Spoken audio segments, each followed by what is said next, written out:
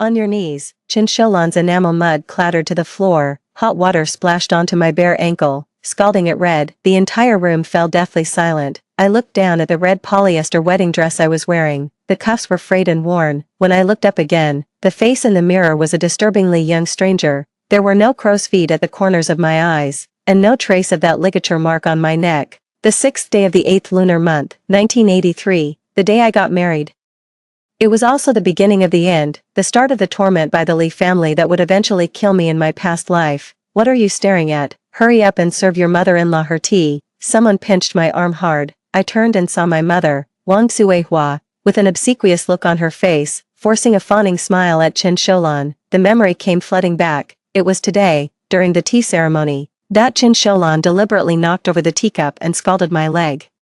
That's when the rule was established. A new bride must kneel to serve her mother-in-law. It was today that Li Weiguo stood by and watched coldly as I was humiliated, yet that very night, he sneaked into the village party secretary's daughter's room. It was today that my life was utterly ruined, left to rot in the mud. Ripe. I snatched the marriage certificate from the table and, in front of everyone, tore it in two. She's lost her mind, the girl's gone mad.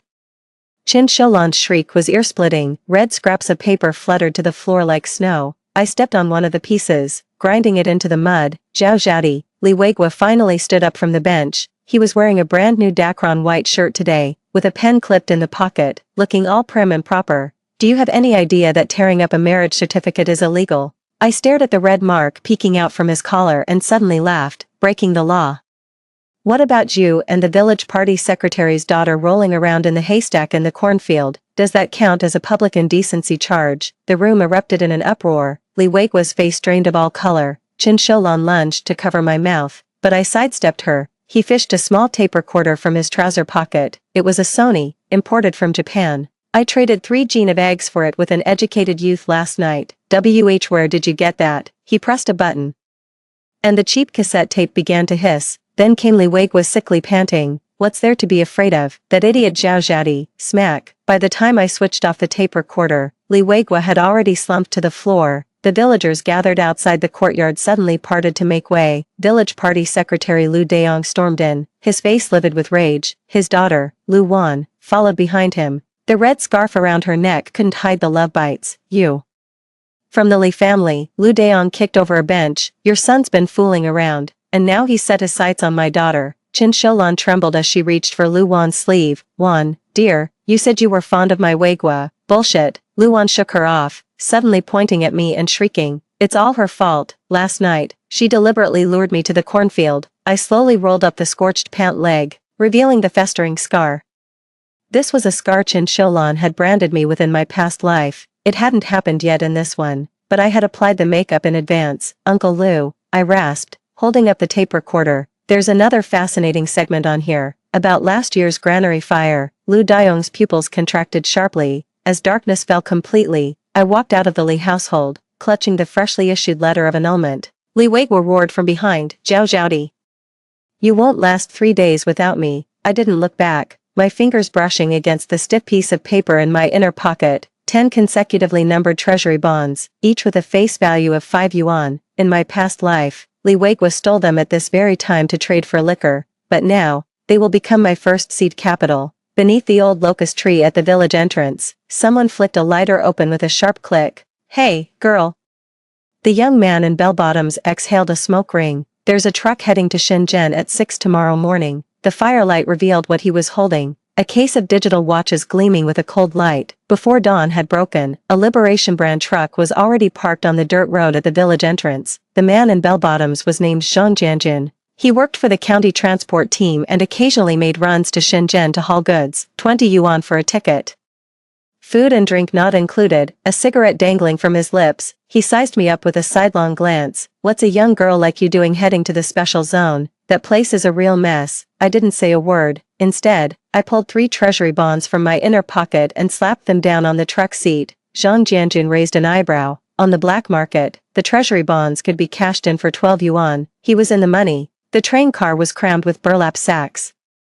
Huddled in a corner, I felt something hard inside one of the bags. Bundles of digital watches, each wrapped in straw. The watch face glowed green in the dark, a smuggled piece from Hong Kong, its strap still carrying the briny scent of the sea. in his past life, Li Weigua had made his fortune dealing in these very goods. The Shenzhen Luohu port was like a pot of boiling water, cadres in Dacron shirts, Hong Kong businessmen clutching nylon bags, and inspectors with red armbands all jostled against the barbed wire fence. "Follow me." Zhang Jianjun yanked my arm, pulling me into the alley. "If we get caught, just say you're my sister." Deep in the alley, a fat man in a floral shirt was squatting, a gold chain hanging around his neck, but when he spoke, it was with a thick northeastern accent. "Lao Zhang, how much did you bring this time?" 200. Zhang Jianjun gave the sack a kick. "This is my little sister.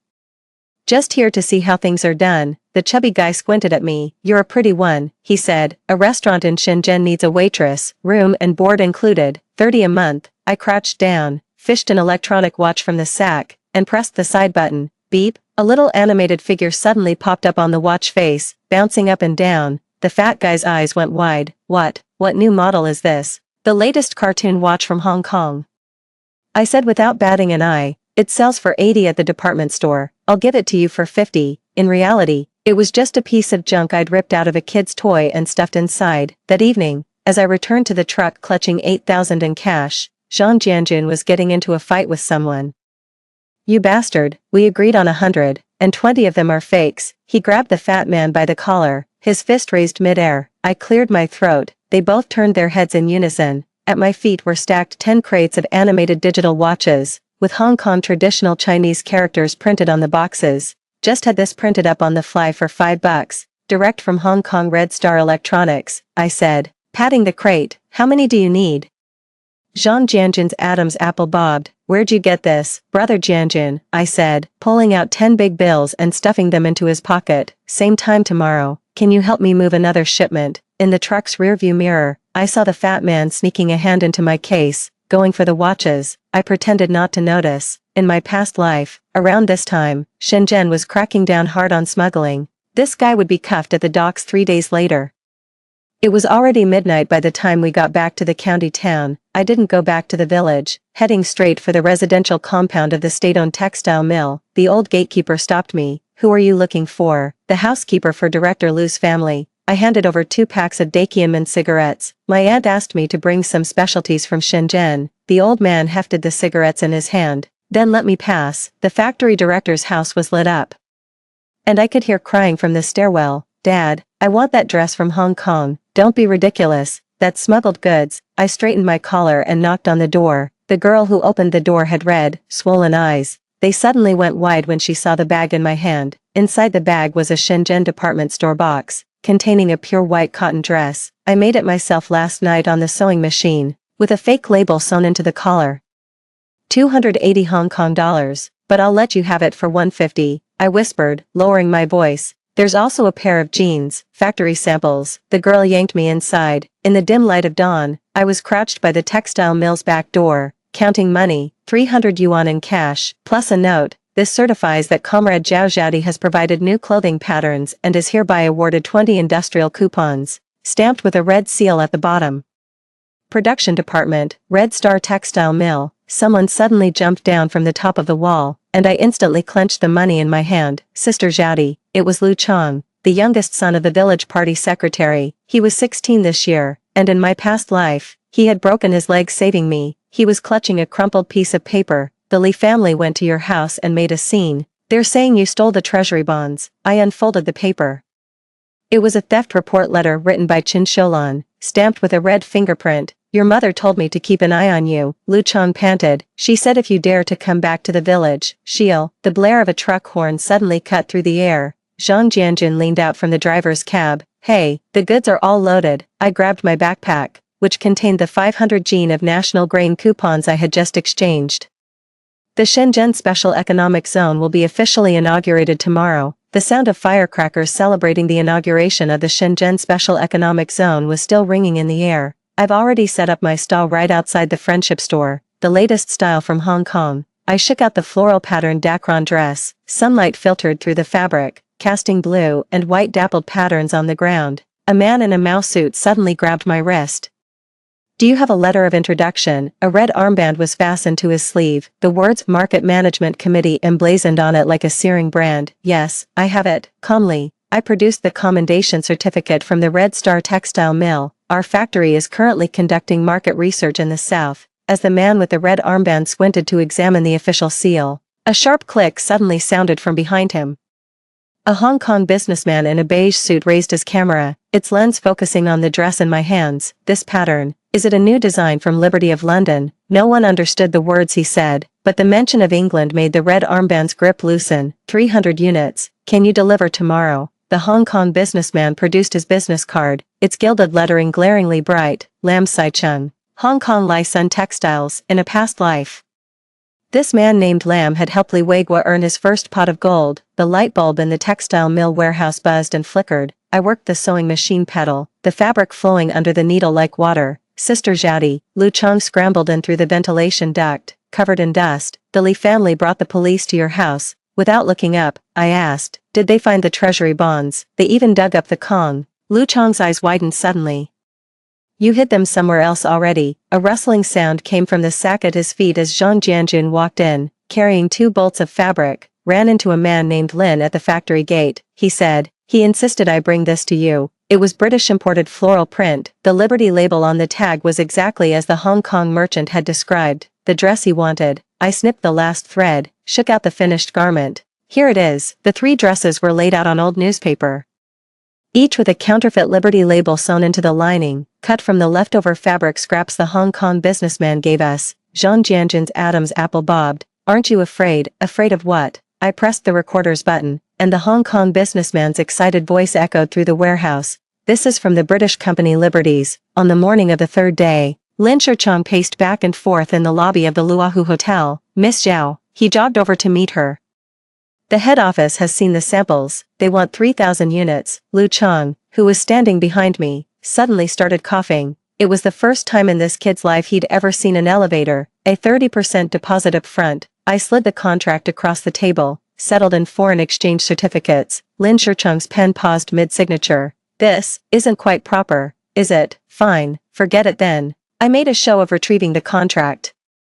The British guests at the White Swan Hotel are quite interested too. The pen immediately swept across the page in a smooth, fluid arc. As he stepped out of the hotel, Lu Chong clutched the craft paper bag tightly. Is this really 90,000? It's a foreign exchange certificate. I pulled one out and stuffed it into his pocket, telling him to go buy a pair of warrior sneakers at the overseas Chinese store. In his past life, this kid limped all the way to my funeral, wearing the soles of his shoes clean through. The roar of machinery from the Red Star textile factory filled the sky. I stood in the workshop foreman's office, looking out at a line of Jiefeng trucks waiting to collect their shipments. Xiao Zhao, the factory director, rubbed his hands together. This batch of fabric, imported material, settled with foreign exchange certificates. I picked up my teacup. The factory wants it.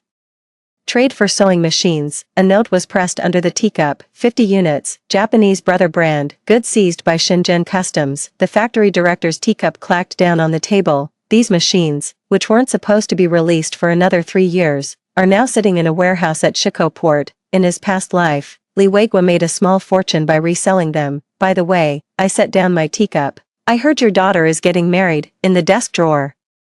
There's a job application form for Shenzhen Television. The tractor chugged back to the village, belching black smoke. Lu Chong suddenly tugged my sleeve. Sister Zhadi, under the old locust tree at the village entrance, Li Weigua and his mother stood like 2 guardian statues. Qin Shoulan held up a piece of paper, the police uniform casting a cold gleam in the setting sun. Comrade Zhao Zhadi. The public security officer took a step forward.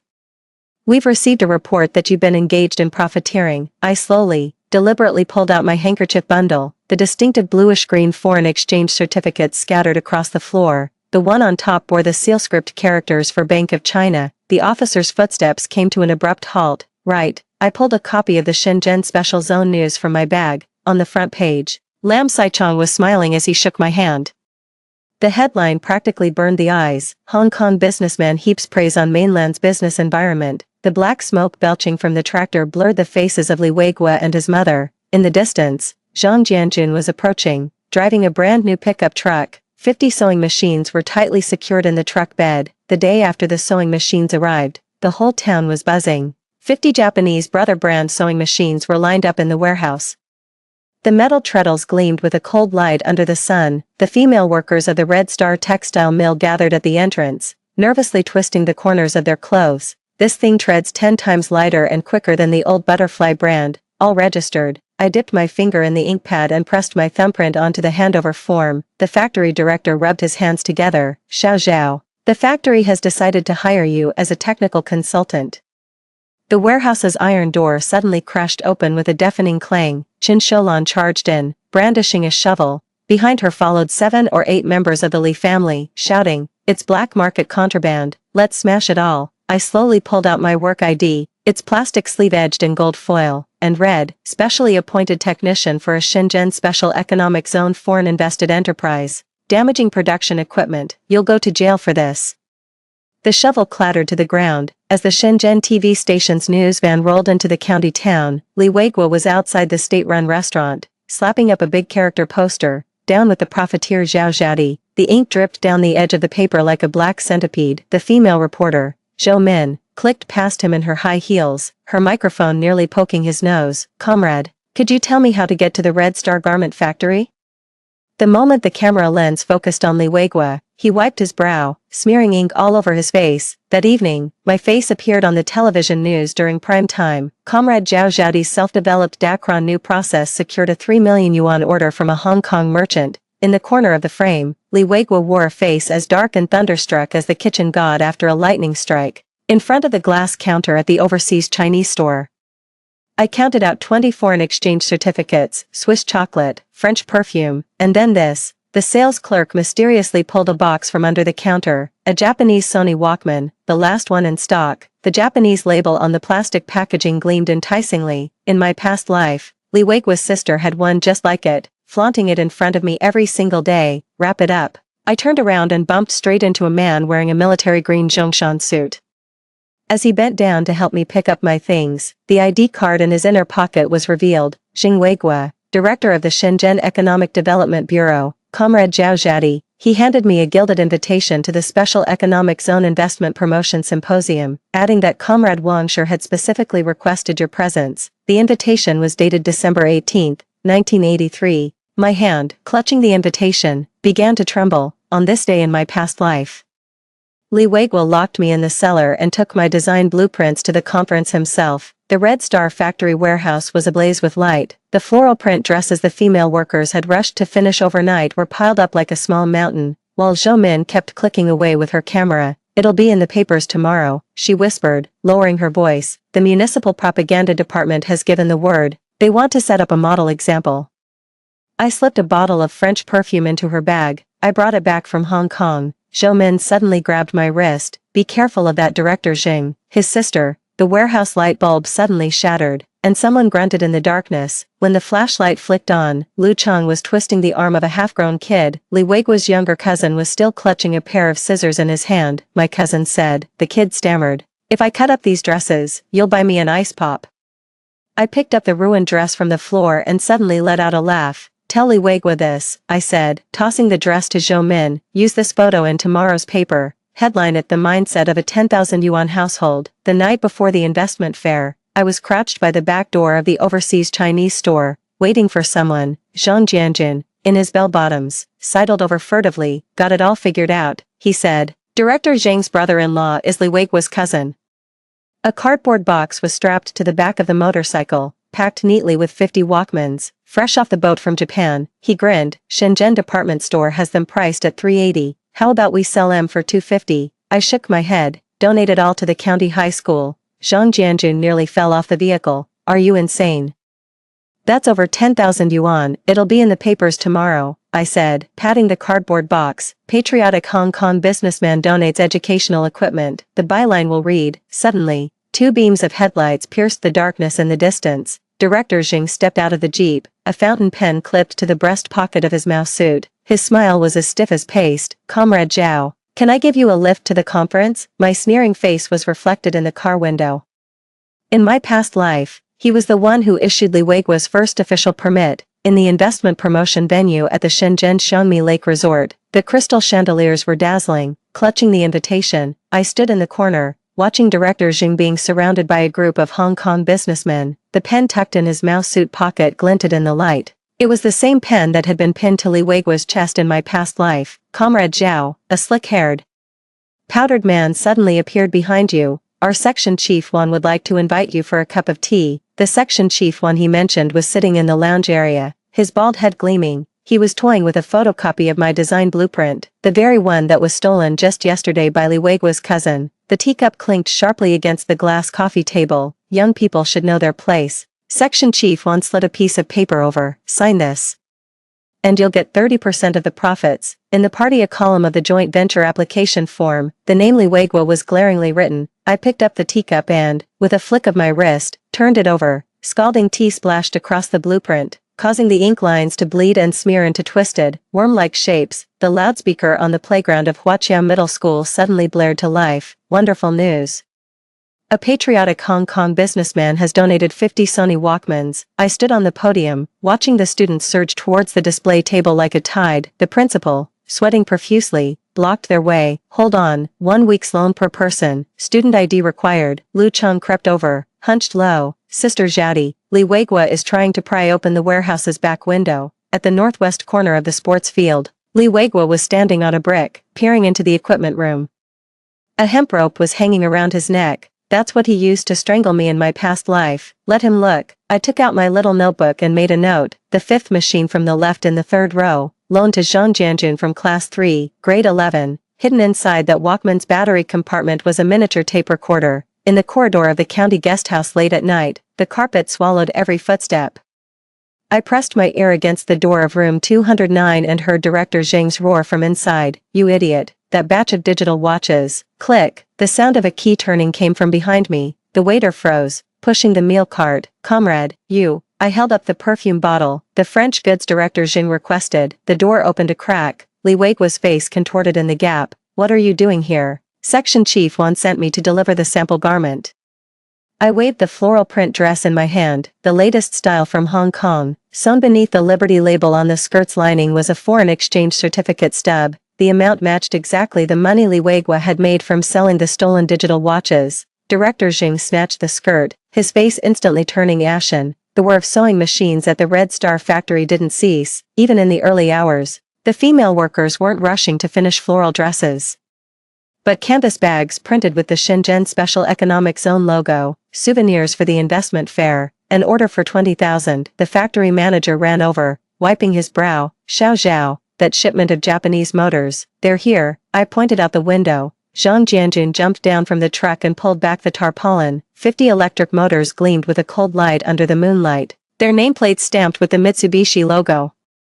They were identical to the batch Liwegua had trafficked in his past life. Right. I pulled out a newspaper and shoved it into the factory director's hands. It'll be in the morning edition. In the front page photo, Liwegua is seen peering through the school window. Caption: Why would a 10,000 yuan household steal school equipment in the dead of night? The loudspeaker at the county broadcast station suddenly cut off its regular programming. We interrupt this broadcast for a special news bulletin. Following a tip-off from the public, the County Industry and Commerce Bureau has cracked a major smuggling ring. I was crouched on the roof of the textile mill, watching the jeep speed past. Inside sat Section Chief Juan, handcuffed, his head drooping like a frostbitten eggplant. Lu Cheng scrambled up, panting. Sister Zhadi, Liwegua's mother is making a scene at the factory gate. In the open space before the factory gate, Qin Shoulan was rolling on the ground, wailing, "You heartless monster, you've ruined my son." I raised the bullhorn, and my voice echoed across the entire industrial district. Now hiring 50 skilled female workers, monthly salary 120. Qin Shoulan's wailing came to an abrupt halt. The women squatting behind her stood up in unison, brushing the dust from their trouser legs. They were all the wives and daughters of the Li family. The plane trees at the county high school rustled loudly in the wind. I stood in the principal's office, staring at the disassembled Walkman lying on the desk. The tape from the microcassette recorder had been pulled out, coiled around a pencil like a black snake. The principal's hand was trembling. Are we really going to play it? Director Zhang's jeep had just come to a stop on the field outside the window. He wasn't wearing his Mao suit today, having changed into a gray polyester shirt.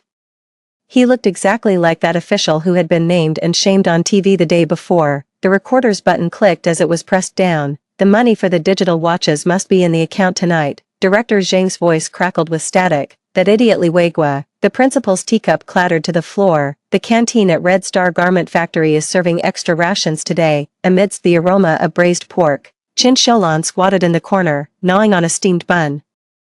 I sat down across from her with my aluminum lunchbox, which was piled with 4 glistening pieces of pork belly, wagwa. Chin Sholan's throat tightened. Could he really get 10 years? I picked up a piece of meat and placed it on her steamed bun. 70,000 in tax evasion. That's enough to get you shot. The bun plopped into the vegetable soup. Well, I lowered my voice. If someone could prove he was coerced. The cafeteria door suddenly burst open.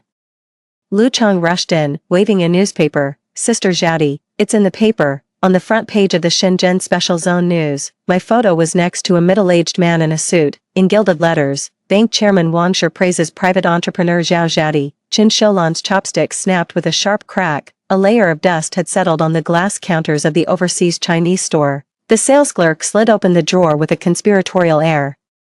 Just arrived, Shanghai brand ladies' watches. The watch face gleamed with a mother-of-pearl luster under the light, priced at 120 yuan. That was equivalent to 4 months' wages for an average worker. Wrap it up. I counted out the foreign exchange certificates, 3 of them, in the mirror behind the counter. A woman in a blue cotton shirt was stealing glances at me. Li Weiguo's sister, Li Weihong. Once put a dead rat in my bed in a past life. Comrade, I've just turned around.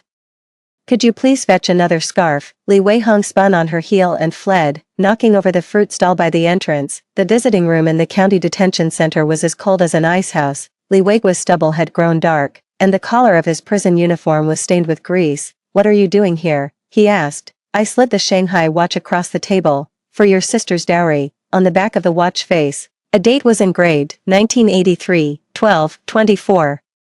The day he had married the village party secretary's daughter in his past life. Director Zheng was taken away last night, I said quietly. He confessed where the 70,000 in illicit money went. Li Weiguo suddenly lunged at the iron bars. You're lying. Your mother has already confessed. I pulled an envelope from my bag. This is her signed statement, complete with her fingerprint. The envelope actually contained Qin Sholan's cafeteria meal tickets.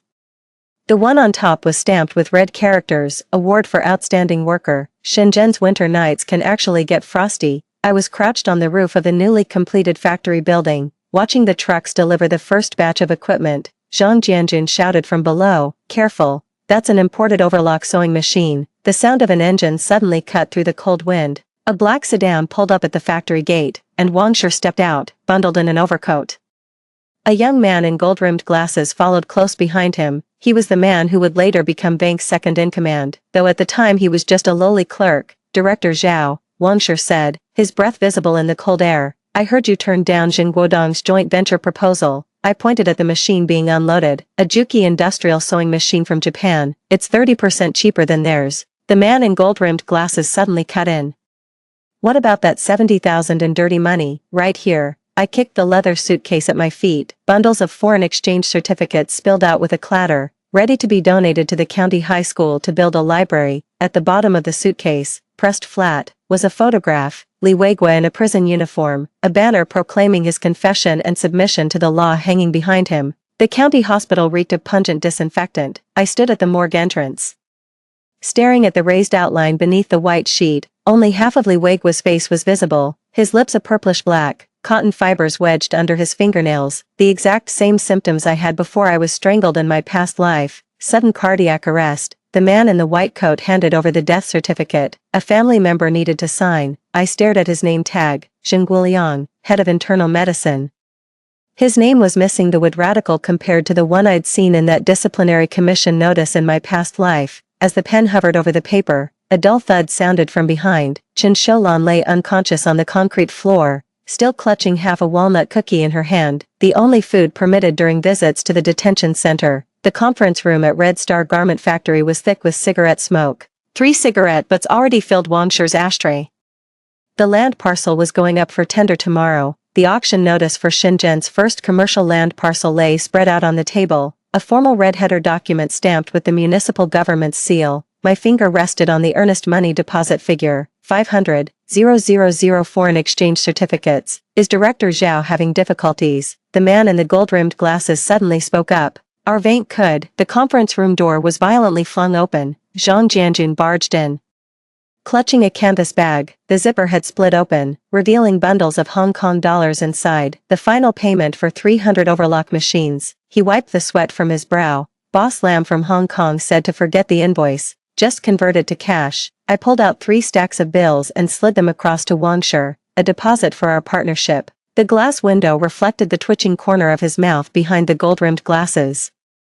This amount is exactly half of the security deposit. The display in the overseas Chinese store's window has been changed. This is the latest model. The sales assistant slid open the counter, revealing a pair of Shanghai brand couples watches. The diamonds on the watch face glittered under the light. I picked up the lady's model and held it up to the sunlight. It's the same model as the one on Jing Guoliang's wrist. Wrap it up. I counted out a thick stack of foreign exchange certificates and wrote out an invoice, made out to the Shenzhen People's Hospital. The shadow of the person tailing me was reflected in the counter's glass. Li Weihong, dressed in a blue cotton jacket, was pretending to browse the cold cream. I accidentally knocked over her basket as I turned around, sending glass bottles shattering across the floor. My apologies. I shoved the couple's watch box into her hand. It's for your future sister-in-law. A note was tucked under the box. 7 p.m. tonight, back in trance of the county hospital. The fluorescent light in the morgue buzzed and flickered. I pulled back Li Weigua's collar. Bruises, shaped like fingers, encircled his neck. In my last moments before I died, the last thing I saw was the Shanghai watch on Li Weigua's wrist. It was now on Jing Guoliang's wrist. The door hinge gave a soft, creaking groan. Li Weihong stood in the doorway, the couple's watch box trembling in her hand. It really is Director Jing Shu. I pointed to the needle mark behind the corpse's ear. Your brother was killed by a potassium chloride injection, but the police autopsy report lists heart disease. She suddenly grabbed my wrist. Can you get me into the textile mill? Moonlight slanted in through the transom window, illuminating a pile of peach crisp wrappers in the corner of the morgue. The detention center had specially approved the visitation food. And the only person who handled it was Jing Guoliang. The land auction site was like a pot of boiling porridge. When the bidding price soared to 800,000, the man in the gold-rimmed glasses suddenly got up and left. I followed his gaze to the back row. Jing Guoliang was slipping an envelope into the bidding committee director's pocket. 850,000. Wangshur suddenly raised his placard. Amidst the uproar in the room, I made my way to the restroom.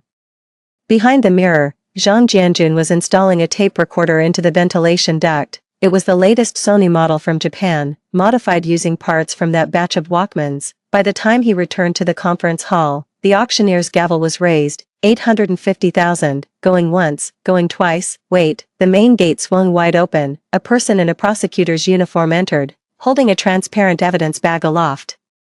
Inside were the crumbs of a peach shortbread cookie and a vial of potassium chloride. The Shanghai watch on Jing Guoliang's wrist clattered to the ground. The roar of the bulldozer was deafening. I stood on the wasteland of Hongling Middle Road, watching Wangshur drive his shovel into the earth. Amidst the swirling yellow dust, the cornerstone revealed the 4 gilded characters, Bank Building, Director Zhao. Wangshur handed me the shovel tied with a red silk ribbon. Your turn.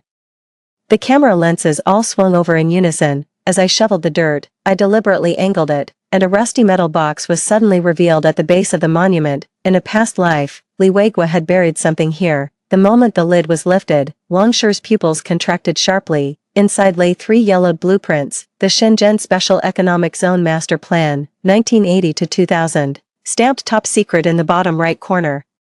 The ceiling fan in the overseas Chinese hotel turned with a lazy slowness. I spread the blueprints out on the dining table, where an oil stain had soaked through the Longhua district section, forming a faint, blurred circle. Right here, he tapped his finger on the center of the grease stain. The subway will run through here in 3 years. Wangshur's teacup clattered against the saucer. Impossible, the planning bureau hasn't even decided, because this is a token of sincerity from Mr. Lam in Hong Kong. I slid a contract across the table. In the space for Party B's signature, the name Lam Saichong was scrawled with a flourish. Clause 7 of the contract was circled in red. The Hong Kong party shall be responsible for the interior fit-out of all retail units within 200 meters of the subway station exit. The man with the wire-rimmed glasses suddenly broke into a violent coughing fit. He had just discovered the restaurant's address printed on the back of the menu.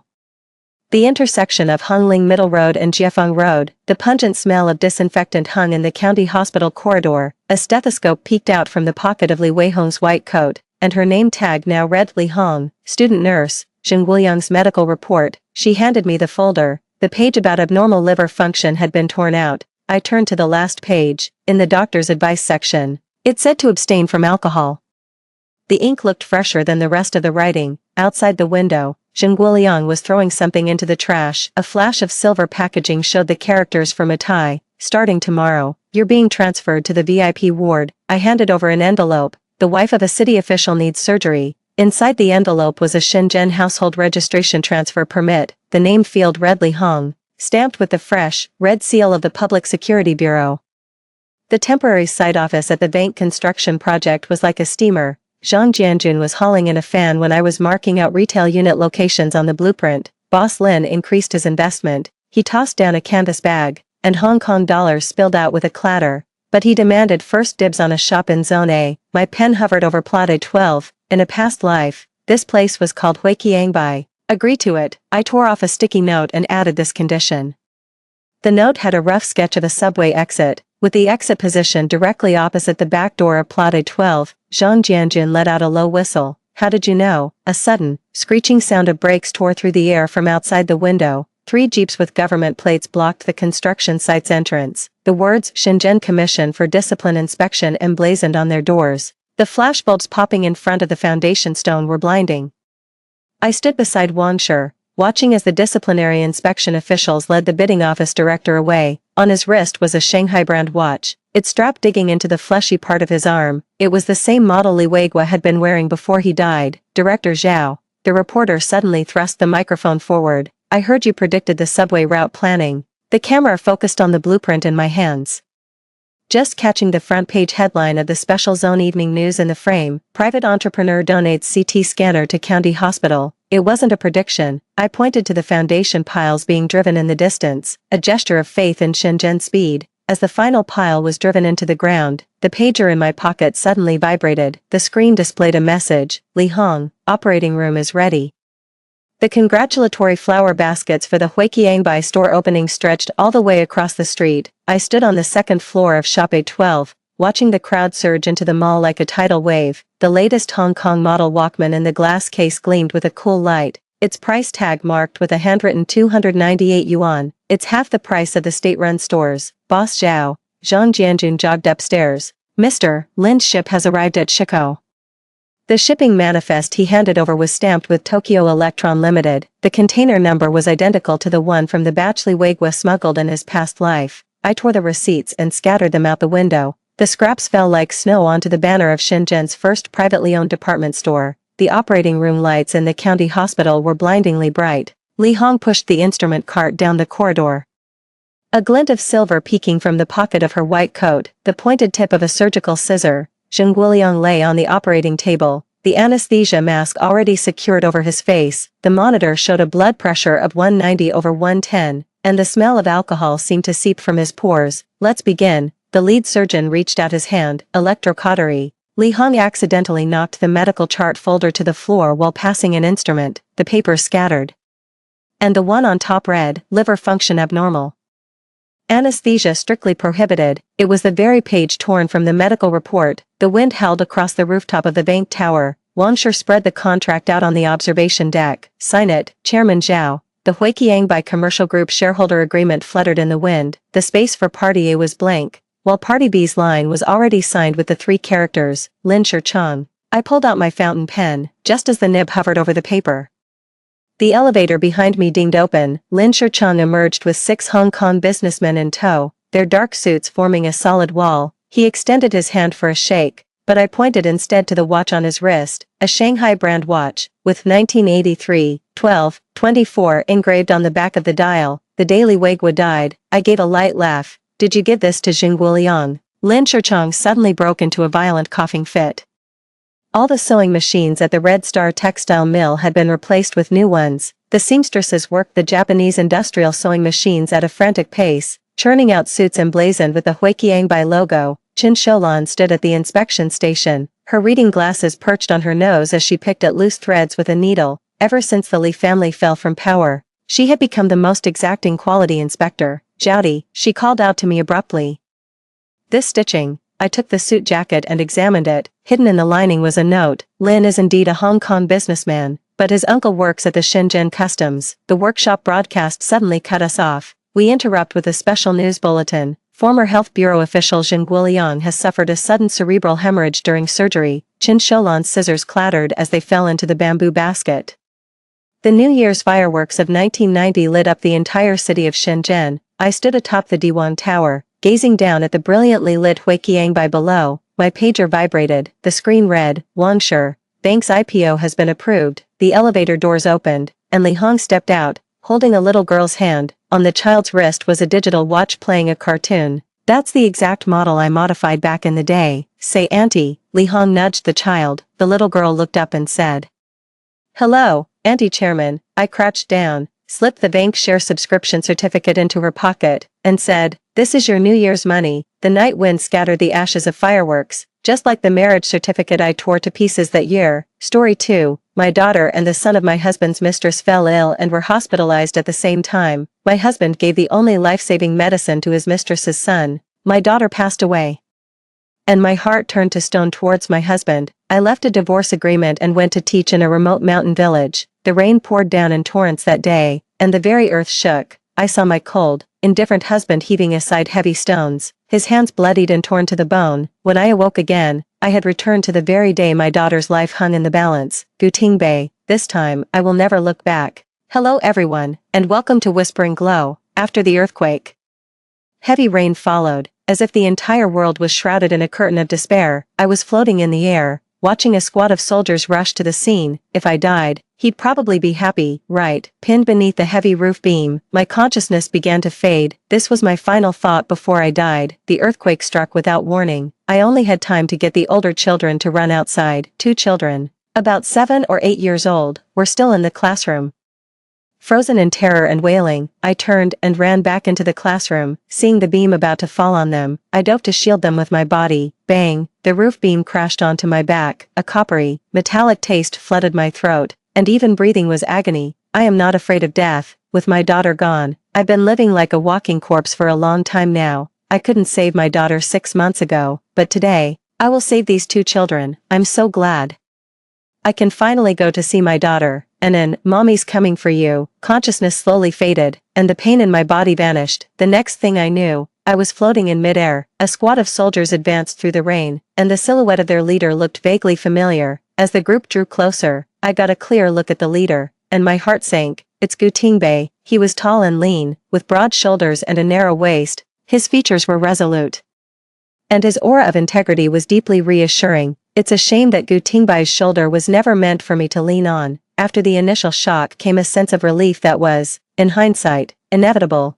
Qingyuan County fell under the jurisdiction of Gutingbei's military district, so it was only natural for him to come for the earthquake relief efforts. I won't flatter myself into thinking he came here for me. The village chief, draped in a straw rain cape, was waiting in the heavy downpour. Seeing Gutingbei approach with his men, he immediately went forward to meet them. Regiment Commander Gu. Teacher Shen was in the middle of a lesson when the earthquake hit. The children who made it out said she stayed behind to rescue the students still in the classroom and couldn't get out herself. Regiment Commander, I raised an eyebrow. I can't believe it. I've only been gone a year, and Gutingbei's already been promoted from battalion commander to regimental commander. The village chief pointed at the ruins as he spoke, his weather-beaten face etched with guilt and anxiety. Teacher Shen is a good soul, he said, never looked down on us country folk. She was dedicated in class, kind to everyone. The whole village thought the world of her. The man's hawk-like eyes swept over the circle of collapsed buildings. With a slight furrow of his brow, I actually caught a flicker of anxiety on his face. After 6 years of marriage, Gutingbei had always worn a cold, impassive expression around me. I must be seeing things, bricks, rubble, wooden beams. Without any proper tools, I had no choice but to move and dig through the debris with my bare hands. Gutingbei spared no effort, his hands gradually being scraped raw by the rough bricks and stones. Thin streams of blood welled up, only to be washed away by the heavy rain. Regiment Commander, go and get your wounds bandaged. We'll handle the rest. A soldier, seeing Gutingbei working himself so recklessly, couldn't help but come over to urge him. Gutingbei kept working with his hands, refusing without even looking up. I'm fine, tell the men to be careful. Knowing Gutingbei's character, the soldiers' persuasion was futile, and worried for him, he could only stay by his side to help. After about half an hour, the ruins were finally cleared. The 2 children I shielded beneath me only suffered minor injuries and were taken home by their parents to recover. I was floating in midair, looking down at my own corpse. Well, I suppose that counts as a novel experience. Gutingbei was stunned for a moment, then ran towards me. My body was misshapen under the weight of the roof beam, a sight far from pleasant. He knelt beside me, flustered and helpless as he gathered me into his arms. Yunshu, I'm sorry. I'm too late, the man murmured, his voice distant and lost. This past year, I've missed you and in every single day, longing for the time when our family of 3 was together. I'm sorry, I was such a fool, only realizing my true feelings after you were gone. If I had known letting you go would mean being separated by life and death, I would never have agreed to you leaving. As Gutingbei spoke, his eyes gradually reddened. As if tears were welling up, it mingled with the rain. Impossible to tell tears from the downpour. I was utterly stunned. Gutingbei was actually crying for me. Before I could even process my shock, I heard Gutingbei's voice again, filled with pleading and helplessness. Yunshu, Yunshu, I love you. Please come back. I've already lost our daughter. I can't lose you too. The man's voice was filled with anguish, like a goose that had lost its mate. It's laughable, really. I fell in love with Gutingbei at first sight and later became his devoted wife for 6 years. I tiptoed around him, desperate for his affection, but he was so stingy with it. He always wore a cold expression, keeping me at a polite distance even at home, while showering Chini and her son with warmth and care. He even chose her child over ours. His remorse and love now might be genuine, but the coldness, neglect, and favoritism of the past are what truly scarred me. Gutingbei was still pouring out his heartfelt feelings and regrets to me. I closed my eyes in anguish. Gutingbei, it's too late. You didn't want my love back then, and I don't want yours now. Our entire marriage was a complete mistake. If I could do it all over again, I would never have married you. I finished speaking to myself. Gutingbei seemed to sense something and looked up at me. But I'm a spirit now. He shouldn't be able to see me, yet his gaze still sent a shiver through my very soul. Then, everything plunged into total darkness. Doctor, how is Yang Yang? Please, you have to save my son. A woman's voice, trembling with tears, sounded frail and delicate. One couldn't help but imagine its owner must be as fragile as a willow in the March breeze. It sounded somewhat familiar. Who is it? Leaning back against the cold wall, I shook my head hard, and the blurry figure before my eyes finally came into focus. It's Chini. She collapsed weakly into my husband's arms, weeping as pitifully as a rain-drenched pear blossom. My husband, Gutingbei, held her loosely in his arms, his face etched with worry as he gazed intently at her. The sharp scent of disinfectant hitting my nostrils jolted my mind back to awareness. The hospital, Chini, Gutingbei. A bold idea suddenly sprang into my mind. I've been reborn, returned to this very day a year ago when my daughter fell gravely ill. This time, I will save my daughter no matter what. As I was lost in thought, the doctor's voice sounded once more, uttering the exact same words as in my past life. Comrade Chin, rest assured, we will spare no effort in treating the patient. The doctor paused, his gaze sweeping over the 3 of us, carefully choosing his words. Zhou Yang and little Guanan have the same illness. However, the hospital currently has only 1 dose of the specific medication for it. To get more from the city hospital requires filing a report. And the fastest it could arrive here is in 3 hours. I'm afraid the child might not be able to wait that long. The doctor's unspoken message was clear. There was only enough medicine to save 1 person. Both are 4-year-old children, with similarly severe conditions. Who do you save? Chini was thunderstruck by the news. She froze, tears welling up and falling in heavy drops. It was truly a heartbreaking sight. Brother Gu, it's all my fault. I'm so useless. If I hadn't been so frail.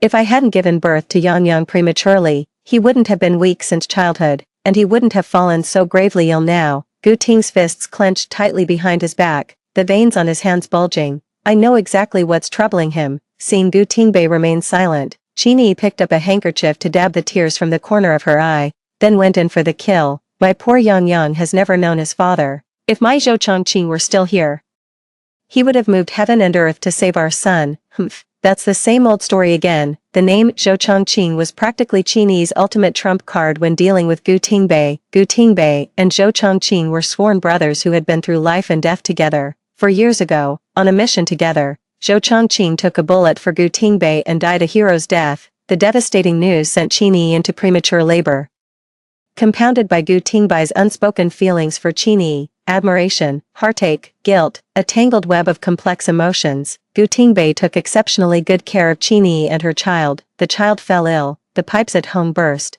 and then there was that day the kid got into a fight with another child at the nursery. Gu Tingbei handled every single one of these matters, big and small. Everyone in the compound praised him for his loyalty, deep sense of duty, and strong responsibility.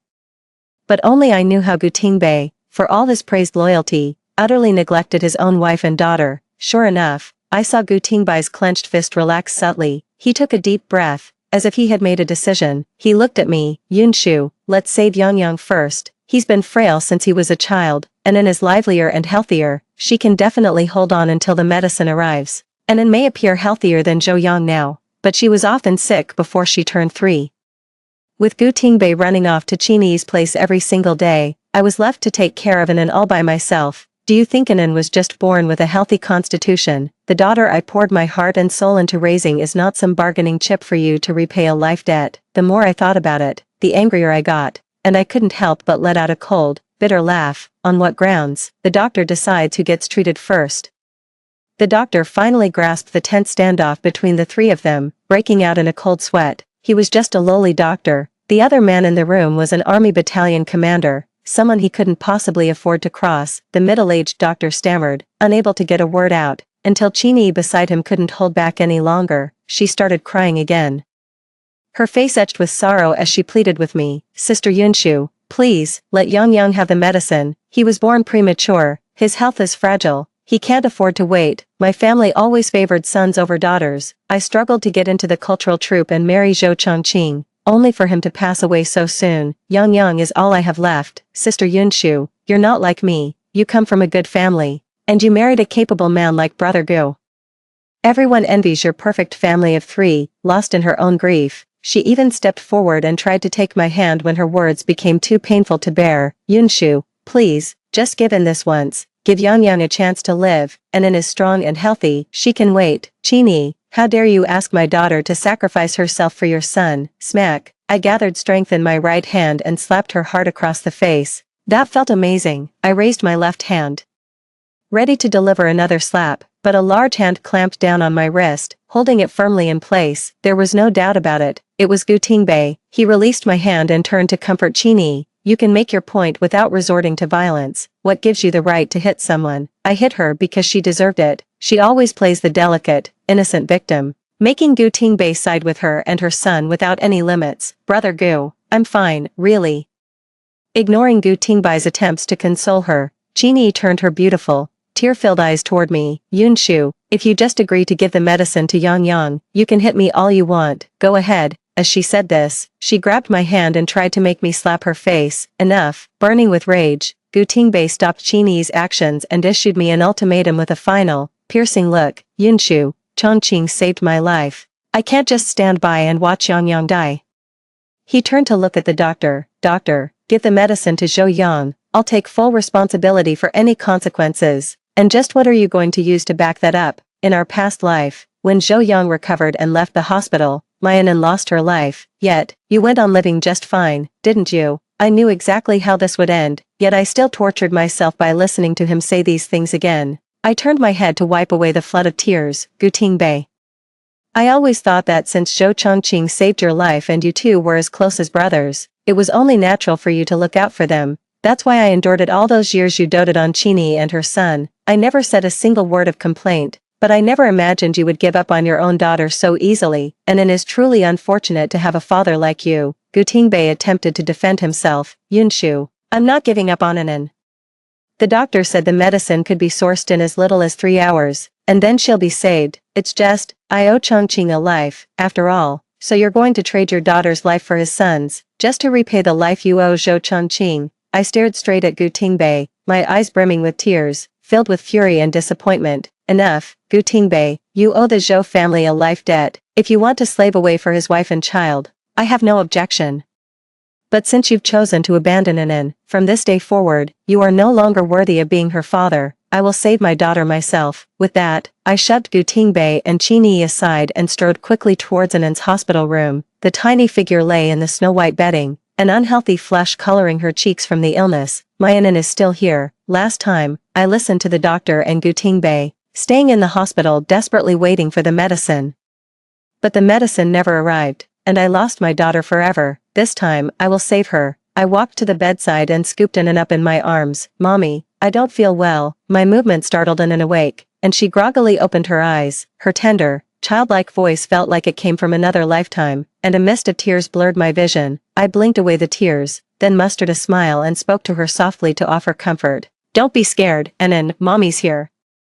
I'm taking you to a big hospital. Once you're better, you won't feel bad anymore." As I spoke, I gently patted Anan's little body and carried her as I walked out. Just as I reached the door, I ran into Gutingbei. "Where are you taking Anan?" I looked at him with undisguised scorn, unwilling to waste any more time. "I'm taking Anan to the city hospital, or should we just stay here and wait for him to die?" After saying that, I tried to step around Gutingbei and leave, but he blocked my path. I snapped at him impatiently. "Out of the way, you mutt." Gutingbei was left speechless for a moment, but a dog's mouth still can't spit out ivory. "It's not safe for you to take the child to the city hospital alone, being in an unfamiliar place and all. How about?" I shot back with a retort, looking at him with a teasing glint in my eyes. "So, Gutingbei, are you coming to the city hospital with us?" How could Gutingbei bear to leave Chini all alone? She's lost her husband and still has to care for a sick child. How pitiful. Probably caught off guard by my bluntness, Gutingbei was momentarily speechless, and the hand he had raised to stop me slowly fell. "Yunshu, I remember one of your grandmother's former students works at the city hospital. Why don't you give him a call and ask if he can help arrange things? I really can't leave Yi and Yang Yang here alone. The comrades from the regiment's logistics team are heading into the city. I'll go have a word with them and see if they can give you and your daughter a lift to the hospital. The logistics team only goes into the city on official business. It requires layers of approval and the paperwork is a real hassle. I can't afford to wait, and neither can Anan. No need, I'll find a car myself." Just now, Gutingbei had told the doctors to save Zhou Yang first. After I criticized him for being unworthy of being Anan's father, he's finally showing a shred of paternal instinct. After all, he's in the wrong, so his words lack conviction. "Alright, you go ahead, I'll definitely come see you once Yang Yang's condition improves. I'll reserve judgment on that. Anyone can talk a good game, easier said than done. I've heard that promise too many times, and he's broken it every single time. If I could do it all over again, I wouldn't yearn for his love or believe his promises. No expectations, no disappointments." I didn't look at him, just turned and walked away. I had to pull some strings and pay a hefty sum just to find a ride to the city hospital. We sped along the road, the hot August wind rushing through the car window and tangling the hair on my forehead. In the heavy silence, time seemed to stretch on endlessly. An hour later, I arrived at the city hospital with Anan. A middle-aged man stood at the entrance, wearing black-framed glasses and looking quite gentle and amiable. I quickened my pace. "Uncle Zhao." The middle-aged man saw me and greeted me warmly. "Xiao Yun, you're here, you called me an hour ago, and I've got a general idea of Anan's condition. The city hospital can treat it, don't worry." I followed beside Uncle Zhao as we walked into the hospital together. "Uncle Zhao, thank you so much for your trouble." Uncle Zhao feigned anger, his smiling face falling into a mock scowl. "Your grandmother was my esteemed teacher, and your father and I are the closest of friends. I've watched you grow up and think of you as my own niece." It was just a quick word to Anan's doctor. "There's no need for such formal thanks. Uncle Zhao was my grandmother's student. My grandmother came from a long line of traditional Chinese medicine practitioners. In her youth, she studied abroad in the West and returned home after completing her education. At a time when the nation's very existence was at stake, she joined the revolutionary cause and became a military doctor. It was in the army that my grandmother met my grandfather, and they became comrades in arms. They had only one child, my father. My grandmother wanted to pass on her medical skills to my father, but he wasn't interested. Instead, he yearned for life in the military. Gradually, my grandmother gave up on the idea. By chance, she discovered that Uncle Zhao had a real talent for medicine and took him on as her apprentice. I turned my head to look at Uncle Zhao and offered him a smile. We soon arrived at the consultation room. "It's fortunate you got him to the hospital in time. This illness is most common in children and has a high mortality rate, but with prompt medication, the situation can be stabilized. I'll have a nurse take you to the ward. The medication will be sent up shortly." Tears of relief welled up in my eyes. "Okay, thank you so much, doctor." A week later, Anan made a full recovery. Today was the day for discharge. As I packed our clothes, I chatted with Anan. Anan sat quietly on the chair by the bed, munching on an apple. "Mommy, are we going home today?" I smiled and turned to look at her. "Yes, are you happy, Anan?" The little girl lowered her head in thought, forgetting all about the apple in her hand. "I don't want to go home. Yang Yang always takes my snacks and toys. Dad always says I'm the big sister and should let my little brother have his way. He's always hugging him, but he never hugs me." At the mention of her father, Anan's mood visibly sank. "Mom, Dad is nicer to Yang Yang. Does he not like me? Gutingbei and I are in an arranged marriage. My grandfather and old Master Gu are lifelong friends who have been through life and death together. Because my grandfather once saved old Master Gu's life. He proposed that our families be joined by marriage to strengthen our bond. However, both grandfathers only had sons, so the marriage pact was passed down to our generation. After the founding of New China, my grandfather and Grandpa Gu were assigned to posts in different regions. Our families gradually saw less of each other, only exchanging gifts during major holidays. My mother passed away from a postpartum hemorrhage when I was born.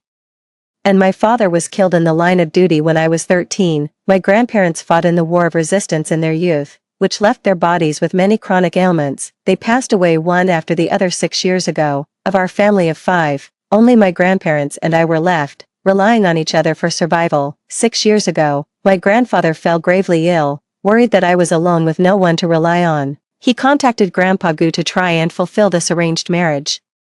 I was uncertain if getting married would set his mind at ease. I was willing to go along with his wishes. I was pleasantly surprised when I met Gu Tingbei before we registered our marriage. 6 months ago, I was walking down a deserted alley when some thugs tried to harass me. Gu Tingbei appeared out of nowhere like a guardian angel, taught them a lesson, and even had them hauled off to the police station. It was getting late, and he was concerned for my safety, so he insisted on walking me home. Most women have a thing for heroes, and I'm no exception. But everything happened so fast that day, I never got a chance to ask for his name or where he lived. Reuniting now, my heart is brimming with joy. I never imagined my future spouse would be the one who saved my life. His looks go without saying, handsome, tall, and long-limbed, combined with the fondness born from his life-saving act. All of this made me look forward to marrying him, under the urging of our 2 grandfathers.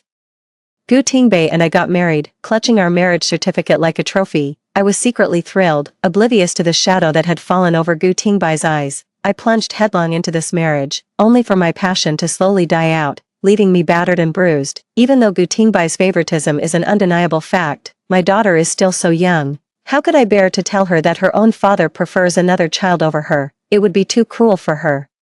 I walked over to my daughter, crouched down, and looked her in the eye. Yang Yang doesn't have a father, so I tried to be a little extra kind to him. But I love you just as much, and then, I used to hold you all the time when you were little. I didn't even believe the words coming out of my own mouth. Silently berating myself, I forced a smile and gently stroked my daughter's round little head. And then, if mommy and daddy live apart, who would you want to live with? The little girl laughed, threw herself into my arms, and answered clearly, I only like mommy. I want to be with mommy. Kids really do understand everything. They know who truly loves them. I smoothed Anan's 2 little braids and stood up, holding her in one arm. Mommy and Anan will be together forever. How about we go home now? Okay. It was already 4 in the afternoon by the time we got home. A fine layer of dust covered the tables and chairs. Gu Tingbei must have been spending all his time at the hospital.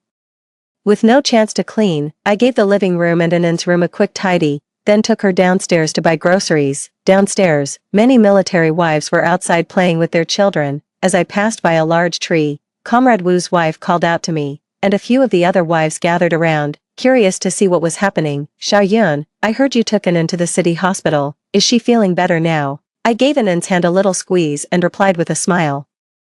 Thank you for your concern, Sister Wu. She's all better now. Look at her, full of energy. Sister-in-law Wu nodded. That's good. Once you get past this hurdle, all troubles vanish. Anan will be healthy and strong from now on. No sooner had she finished speaking than another busybody, never one to miss a chance for drama, chimed in with a snide remark. Tingbei's wife, you're taking the child to the city hospital all by yourself. Didn't Tingbei offer to go? Chinese kid has been in the hospital these past few days, and Battalion Commander Gu is running around like a devoted father. Anyone would think they were the real family. This particular sister-in-law was the compound's notorious gossip, always poking her nose into everyone else's business. I knew she wouldn't have anything nice to say. So the moment she started talking, I sent Anan off to play with the other children. Some things are better left unheard by a child. My face was etched with bitterness as I claimed to understand Gu Tingbei, but anyone could see my words were hollow. Battalion Commander Zhou saved Tingbei's life, with Qinyi being a widow with a child and having no one to turn to. It's only right and proper for Tingbei to look after his sworn brother's wife and son. I come from a military family, and my parents and elders taught me to be strong and magnanimous. I can take our daughter to the hospital by myself. It's fine for Tingbei to stay here and lend Qinyi a hand. This bit of performative magnanimity wasn't particularly clever, but it subtly confirmed the fact that Gu Tingbei was showing favoritism towards Qinyi and her son. The other wives present were all sharp as tacks. Of course they could read between the lines of what I said.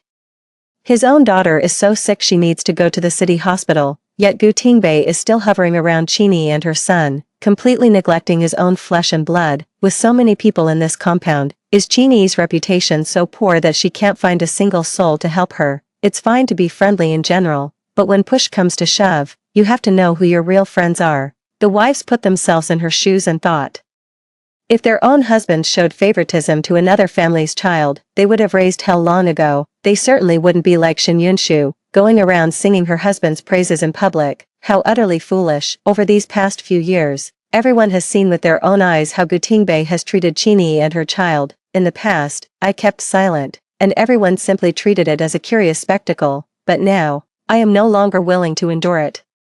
Those who push their luck and overstep their bounds will always pay the price. Sister-in-law Wu looked at me with concern and patted my hand. I know you're generous and reasonable, but no matter how much Battalion Commander Gu looks after Chini and her child, he can't neglect his own family. We women need to know when to show a little vulnerability. Couples should talk things out openly. Don't let grievances fester overnight. All that well-meaning advice went in one ear and out the other.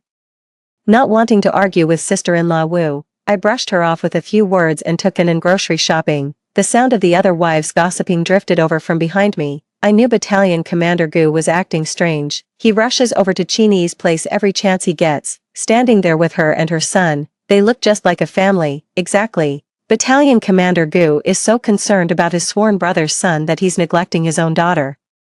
And I say that Chini is no saint either. A widow's doorstep attracts gossip. With so many people in the compound, she could have asked the organization for help if she was truly desperate, but no, she had to call for Battalion Commander Gu every single day. She certainly knows how to wrap a man around her finger. Public opinion can melt metal, and a wagging tongue can destroy a person's reputation. As the chatter faded into the distance, I took it into the supply and marketing cooperative.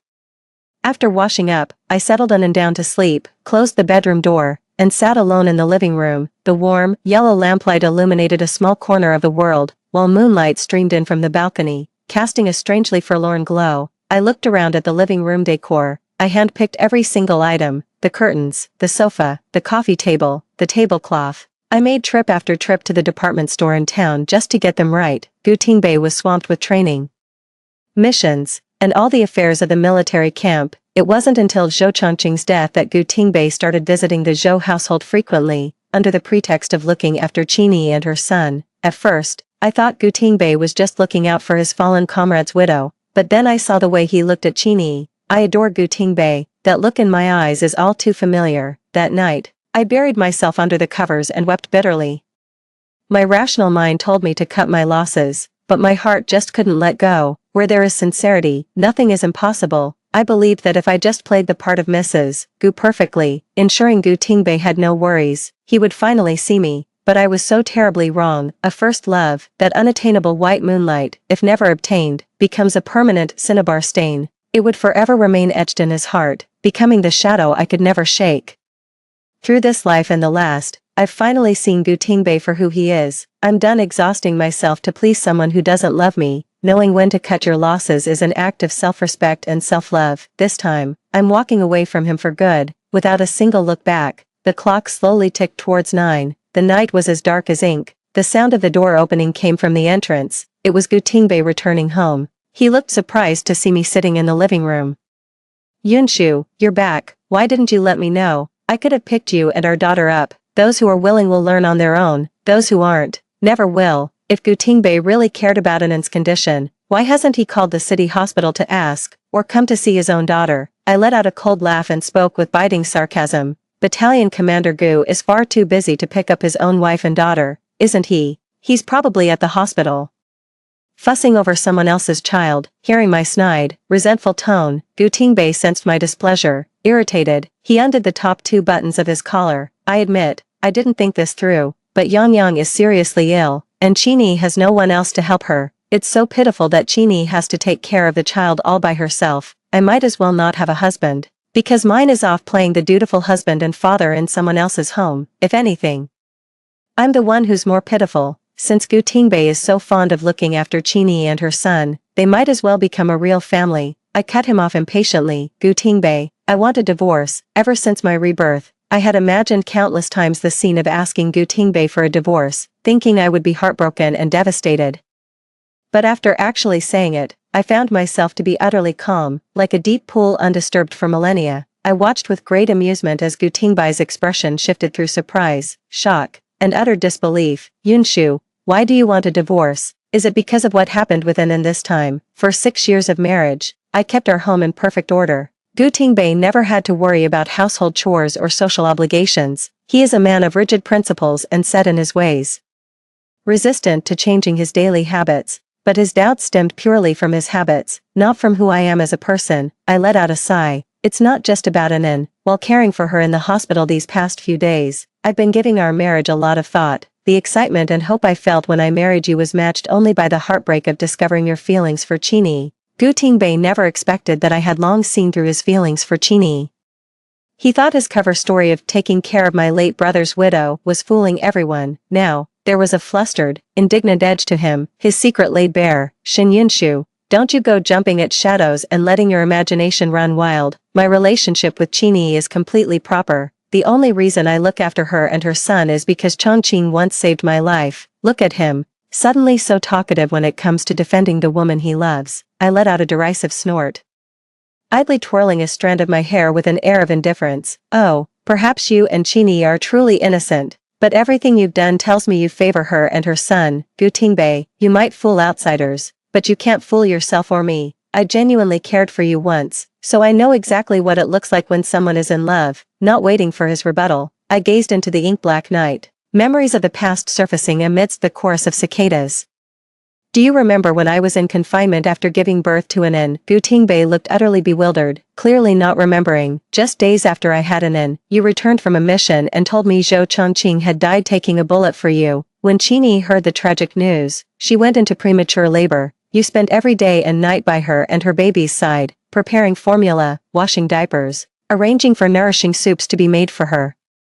You did everything a husband and father should do. Chini basked in your care, while I was left to care for Anin alone. The winter water was so bitterly cold, and there was my husband, washing another woman's child's diapers, completely neglecting his own wife and daughter. Tears fell without my realizing it, and I wiped them away. The difficult days of the past can now be spoken of with a light, detached air. I pitied Chini, who lost her husband and had no one to rely on, thinking things would get better once her child was a little older. But I didn't know what a tremendous responsibility raising a child truly is. You worry about their food and clothing, and it's even more heart-wrenching when they fall ill. When they grow up, you fret about their schooling, then their career as an adult. After they start working, you have to think about their marriage, and once they're married, you're on to looking after the grandchildren. I paused, looking earnestly at Gu Tingbei. Gu Tingbei, given your bond with Zhou Chongqing and Chini, you could never abandon Chini and Zhou Yang. I no longer wish to share my husband with anyone else, nor do I want Anin to share her father's love with other children. While both the palm and the back of the hand are flesh, one is clearly favored over the other. When both children fell ill at the same time, you chose to give up on Anin. That's the most damning evidence. Disappointment builds up from countless little things. Once it reaches a breaking point, the heart just gives up. Gu Tingbei never cared about my feelings before. As long as the household was peaceful, he could devote himself wholeheartedly to Chini and her son without a second thought. But now that I've voiced my grievances today, he can no longer pretend to be oblivious. He pleaded his case with desperate urgency, reaching out to grab my hand, but I pulled away. Yunshu, I admit I wronged you and Anin in the past. Give me one more chance to make it up to you both. If Gu Tingbei's words could be trusted, pigs would fly. Gu Tingbei, I don't want your compensation. Save your precious fatherly love for your best friend's son. This divorce is final. Seeing my resolve, Gu Tingbei's eyes filled with a pleading look. Yunshu, think of Anin. She's so young. She still needs a father. Can't we just live together as a proper family? I was so infuriated by his arrogance that I could only laugh in disbelief. I told you back at the hospital, when you gave up on Anin, that you were never fit to be her father. How dare you even mention Anin? Have you ever changed her diaper? How many times have you put her to sleep? At the city hospital, Anin asked me why you always hold Zhou Yang and not her, and if it's because you don't like her. My heart broke with shame when I heard that. I was blind. I failed to choose a good father for her. Even a child can see it clearly. Do you think by playing deaf and dumb, all the favoritism and neglect just disappears? The barrage of questions left Gu Tingbei so agitated he was clawing at his own hair. He looked up, the bloodshot veins in his eyes glaringly obvious. I do love Anan, judged by actions, not intentions. How pathetic is this so-called fatherly love of his that's all talk and no action? I stifled a laugh. Maybe so. But Anan will never measure up to Chini and her son in your heart. I will never let Anan be just another option for you again. Gu Tingbai's voice was a little hoarse. Yunshu, why are you being so confrontational? Can't we just go back to how things were before? Things are good for you, for Chini and her son, not for me and Anan. I rolled my eyes, picked up the cup, and took a sip of warm water. I need a full-time husband, and Anan needs a present father. It's clear you can't be that. In that case, let's part ways amicably. If you don't agree to the divorce, I might just have to have a little chat with the other wives about how diligently you've been looking after Chini and her son while neglecting your own wife and daughter. After speaking, I tucked the stray strand of hair back behind my ear. You have the Gu family backing you, so this might not affect you much, but Chini has no one to rely on. Her in-laws are far away in the countryside and can't help. What happens to her? Well, I wouldn't know. As expected, Chini is Gu Tingbai's Achilles heel. The moment he heard I might threaten her, he immediately lost his composure. He is so innocent and kind-hearted, and you would use such malicious gossip to hurt her, since you want a divorce. You'll get your wish. I'll draft the divorce papers tonight. If it weren't for the arranged marriage between our families and my grandfather's stern pressure back then, do you think I would have ever wanted to marry you? Shin Yunshu, don't flatter yourself. After 6 years of marriage, I finally understood the real reason Gu Tingbei married me, partly due to the marriage arrangement between the Shen and Gu families, but more crucially, Chini had chosen Zhou Chongqing, who at the time seemed to have a brighter future. Gu Tingbai's unconfessed love was stillborn, becoming a taboo that could never be spoken aloud. It just so happened that grandfather Gu was pressuring him to get married. If he couldn't marry the one he loved, what did it matter who he married? Marrying me would also please the elders. I was full of anticipation, while Gu Tingbei was merely going through the motions, and so we entered into marriage, only for it to end in such a dismal failure. Gu Tingbei returned to the bedroom and slammed the door shut. I sat alone in the living room, a sudden chill on my face startling me. It was my own tears. Gu Tingbei acted swiftly, submitting the divorce application the very next day. In these times, the saying goes, couples who fight at the head of the bed make up at its foot. Unless it's a matter of life and death, divorce is not taken lightly. After all, Gu Tingbei was a battalion commander, and everyone in the army saw a bright future ahead of him. The leadership was completely taken aback when they suddenly received Gu Tingbai's divorce application. They even called me in to ask about the reasons. I can't stand Chini, but I'll deal with her after my divorce is finalized. To my superior, I simply stated that my relationship with Gu Tingbei had broken down and it was impossible for us to continue living together. My superior earnestly advised me to think more of the children. But I was dead set on getting a divorce. After all, it's a personal matter, and marriage is a matter of free will that cannot be forced. My superior told me to go home and wait for a decision, as the unit would give it serious consideration. I swung by Aunt Wang's place downstairs to pick up Anan and walked her home. To my surprise, I ran into Chini, who had been waiting at my doorstep for quite some time. Chini was truly a beauty, otherwise she wouldn't have made it into the cultural troupe, nor caught the eyes of Zhou Chongqing and Gu Tingbei. After marriage, she moved to a behind-the-scenes role, but even as a mother, she retained a slender figure and an alluring grace. The news of my impending divorce from Gu Tingbei has spread all over the compound, so it's no surprise she knows. She's probably here today to gloat. The nerve of her. Wasn't the slap she got at the hospital last time memorable enough?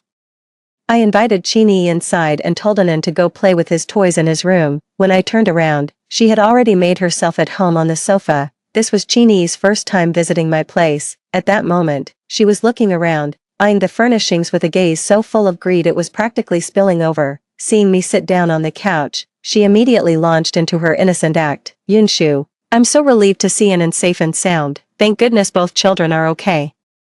You're not still mad at me, are you? I stared at her with a forced, thin smile. Of course not. I was the one who overreacted that day. Is your face feeling better? Chini's face stiffened. I put all my strength into that slap, so it's only natural it'll hurt for a couple of days. Chini cares about her face more than anything. How awkward is that? But the timid go hungry, while the bold eat their fill. She won't give up until she achieves her goal. Yunshu, I heard you and Brother Gu are getting a divorce. Is it true? Probing for the truth was her real intention. I set down my glass and looked at her with a smile. It's absolutely true. Gu Tingbei has already filed the divorce papers. Chini got the affirmative answer. The corners of her mouth twitched upward uncontrollably before she managed to suppress the smile. Sigh, you've been married for 6 years and have a daughter like an. How did it come to this point of divorce? She seemed to be concerned for me, but was actually taking secret delight in my misfortune. I couldn't be bothered to humor her with empty pleasantries. Aren't you the one who's happiest about my divorce from Gutingbei? Given his feelings for you, you'd be his first choice to remarry, then you, Zhou Yang, and Gutingbei could become a real family. Qinyi flushed, her secret thoughts laid bare by my words. You've got it all wrong. Chongqing and Brother Gu are close friends. Brother Gu has only looked after Yang Yang and me all these years out of respect for Chongqing. What hypocrisy, she wants to have her cake and eat it too, playing the saint after acting like a whore. Then don't blame me for going for the jugular. I let out a derisive snort. Zhou Chongqing has no idea his good brother has taken over his roles as husband and father, does he? After you gave birth, Gu Tingbei brought you nourishing soup every day, made formula for the baby, washed diapers. He ran to your house every chance he got. When a pipe burst or the wiring shorted, it was Gu Tingbei who fixed it. You look so frail and pathetic, needing Gu Tingbei to bring you a hot water bottle and brown sugar water just for your period. Every time there's a thunderstorm, you call Gu Tingbei, crying that the child is scared and wailing, wanting their daddy. I'm curious, wasn't Zhou Chongqing a heroic martyr? So where exactly is Zhou Yang supposed to find this daddy? Or are you telling me you've been teaching Zhou Yang to call Gu Tingbei daddy all along? How despicable. Undermining a military marriage is a serious crime. Qinyi looked like a startled rabbit, her eyes rimmed with red. Yunshu, how could you think that of me? Yang Yang is so pitiful. He never knew his father. I've been teaching him to say daddy by showing him Chongqing's photo. I didn't really care who Zhou Yang was calling daddy. I just couldn't bear to watch Qinyi's clumsy performance any longer. It's just the two of us here, so drop the act. You chose Zhou Chongqing back then because you saw a brighter future with him, didn't you? But you never expected him to die young, leaving all those good days you'd counted on just out of reach. After sizing up everyone around you, you decided Gu Tingbei was your best bet. First, there was the brotherly bond between him and Zhou Chongqing, and second, I paused deliberately. You knew Gu Tingbei had feelings for you even when you chose Zhou Chongqing, so after Zhou's sacrifice, you used the birth of your child to tie Gu Tingbei down, drawing him into your life to play the role of both husband and father. People always value what they've invested in the most. Weren't you just over the moon when Gu Tingbei chose to save your son at the hospital last time?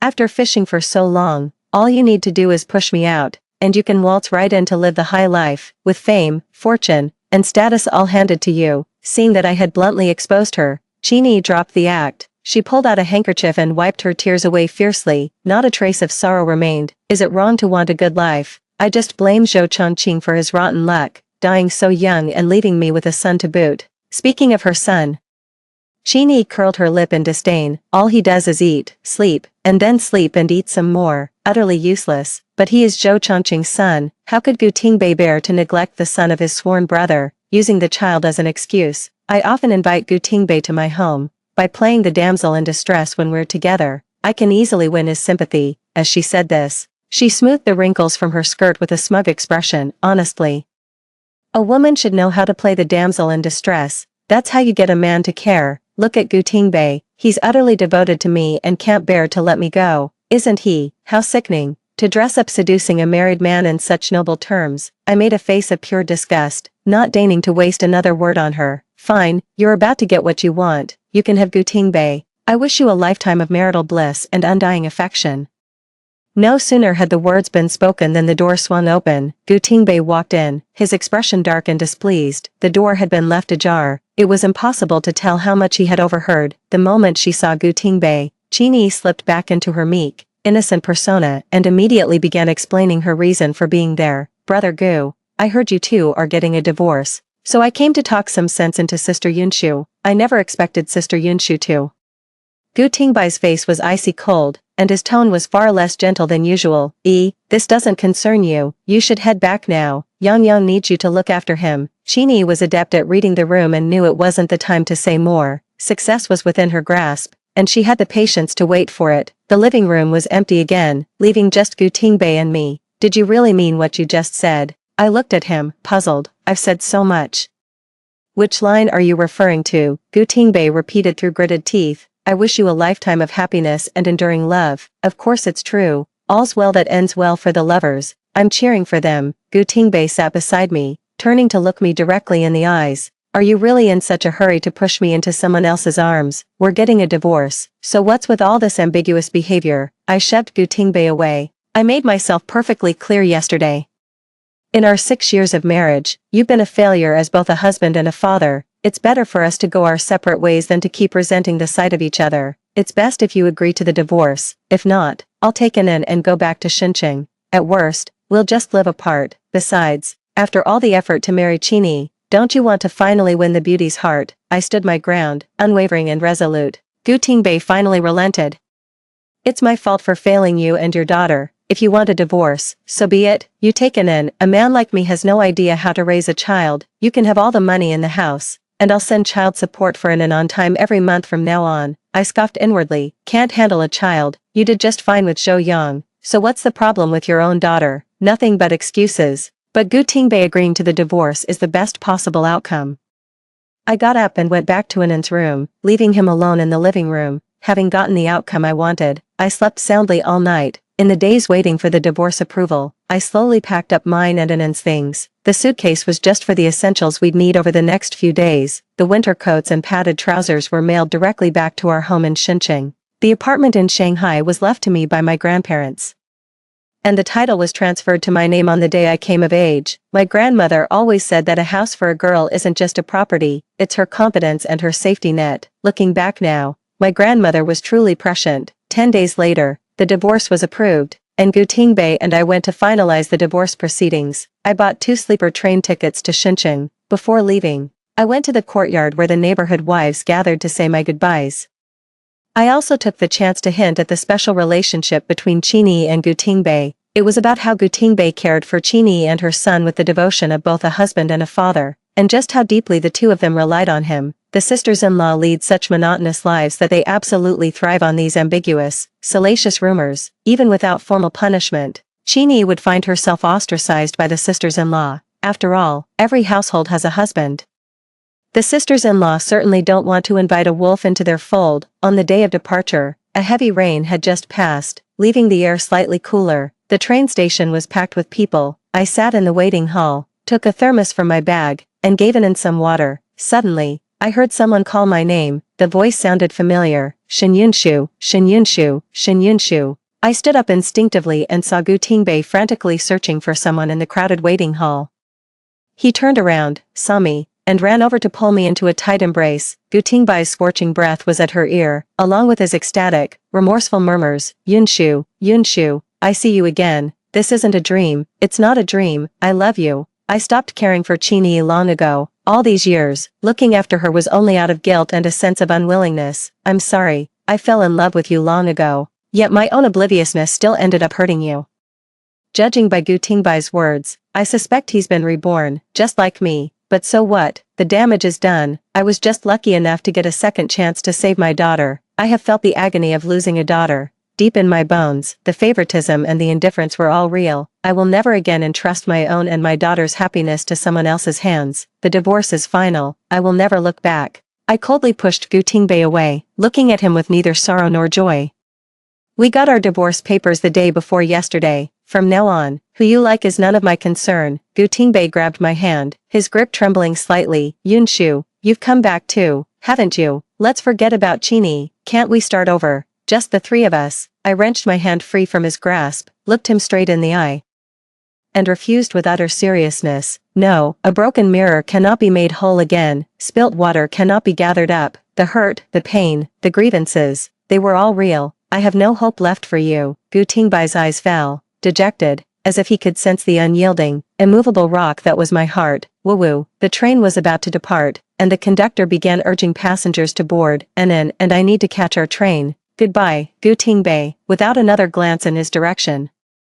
I walked towards the train carriage, suitcase in one hand and Anan's hand in the other. Gutingbei's impassioned shout echoed from behind me. Yunshu, I will never marry again. I will love you forever. I simply smiled, unfazed. We're divorced now. Whether you remarry or not is none of my business. We'll be strangers from now on. Anan is the only connection left between us. With the conductor's help, Anan and I found our berths without any trouble. The train began to pull slowly out of the station. I watched the scenery outside the window slowly recede. A train only moves forward. It never looks back. Life is the same way. you must always move forward without looking back. My family is a table tennis dynasty. Since we were little, my sister and I have been known as the twin stars of the table tennis world. In pursuit of a championship and the 50 million prize offered by Country B, my sister chose to emigrate and change her nationality. I chose to fight for my country. We met on the Olympic stage. To ensure my sister's victory, I was framed for doping, banned from competition, and then silenced by her for good, given a second chance at life. I tell everyone, my exceptional performance is all thanks to my racket. During the official match, my younger sister held my racket triumphantly and said, "Sis, I'm definitely going to beat you this time. I order you. Let your sister win the gold at this Olympics." My father declared haughtily into my ear, "Winning a championship for you is just a medal. It's different for your sister. If she wins, there's 50 million in it for her." "That's right, see you," my mother chimed in. "Our family has had it hard enough. Your sister has been criticized for years for changing her nationality. Just do this for me. Let your sister have the championship." Listening to their outrageous remarks, I swallowed the hatred burning in my chest. But this is just the round of 64. Even if I let her win, there's no guarantee she'll make it to the end. That's none of your concern. My father shot me a cold glance and sneered, "Your sister will absolutely win it all. Do you think their training methods overseas are the same as yours? They focus on a proper work-life balance. Their efficiency is leagues ahead. If you weren't so stubborn and unwilling to go abroad, I wouldn't even be wasting my breath on you." Looking at my parents, who remained utterly convinced of their own righteousness, a wave of helplessness washed over me. No matter how many times this played out, they never changed. My sister, who is shamelessly favored, and her shameless worship of everything foreign. Both my sister and I come from a table tennis family, but from a young age, my parents favored her, keeping her by their side while I was left with my grandparents. That's the only thing I'm grateful to them for. My grandparents taught me how to play. Guiding my hands from childhood, they instilled in me a love for my country and taught me never to abandon my homeland, no matter what. I grew up in that environment until my grandparents passed away. They said to me with a laugh, "See you, the prize money for playing in Country B is huge. If you and Mingzhu can win the championship, we'd be set for life. You, just go with Mingzhu. What difference does it make where you play? It's all the same game." My principled refusal was met only with their angry shouts and my sister's scornful mockery. "Why are you being so unreasonable? You have no idea how to help share the family's burdens." My mother scolded me. "Sis, they use the most advanced training methods over in Country B. You really don't have the luck for an easy life, do you?" My younger sister said with a grin, "Sure, see you. If you don't come with us today, then as far as I'm concerned, you no longer have a mother." Looking at her stern face, I can't say I didn't hesitate, but in the end, the sense of patriotism my grandparents instilled in me since childhood won out. I firmly refused them, paying no heed to my parents' threats and promises, and just as they said they would, they left, taking my sister with them. They never came back. I was left completely alone and helpless, never knowing where my next meal was coming from. This went on until my coach, who had rushed over upon hearing of my grandfather's death, found me with a face gaunt and sallow from hunger. That was how I came to be taken in by the national table tennis team, and in all the matches against my sister over the years, victory was always mine. I, too, once longed for my parents' gaze to linger on me a little longer. I wanted to prove with my own abilities that the path I chose was the right one, yet from start to finish, all I ever received were their scornful looks, and their endless, unconditional coddling and indulgence of my younger sister. "Sure, see you. Don't you forget where your comfortable life comes from." Mother's voice rose sharply when I didn't respond. "If you hadn't stolen your sister's nutrients in the womb, would she have lost to you in all those matches?" I took a deep breath and began. "I've said it 100 times already. The only reason I beat her so often is because my racket is better." "Oh, please, you're nothing without that racket." My sister sauntered over, her eyes gleaming with schadenfreude. "If it weren't for that racket, you'd be nothing." I bit back the urge to strangle her, gave a curt nod, and turned to leave. Just then, she called out my name loudly. "Sure, see you. The training methods back home are unscientific. Only Country B's system is truly superior. Sis, you should have lost to me a long time ago, but don't worry, it's not too late to lose to me now." She stared at me provocatively.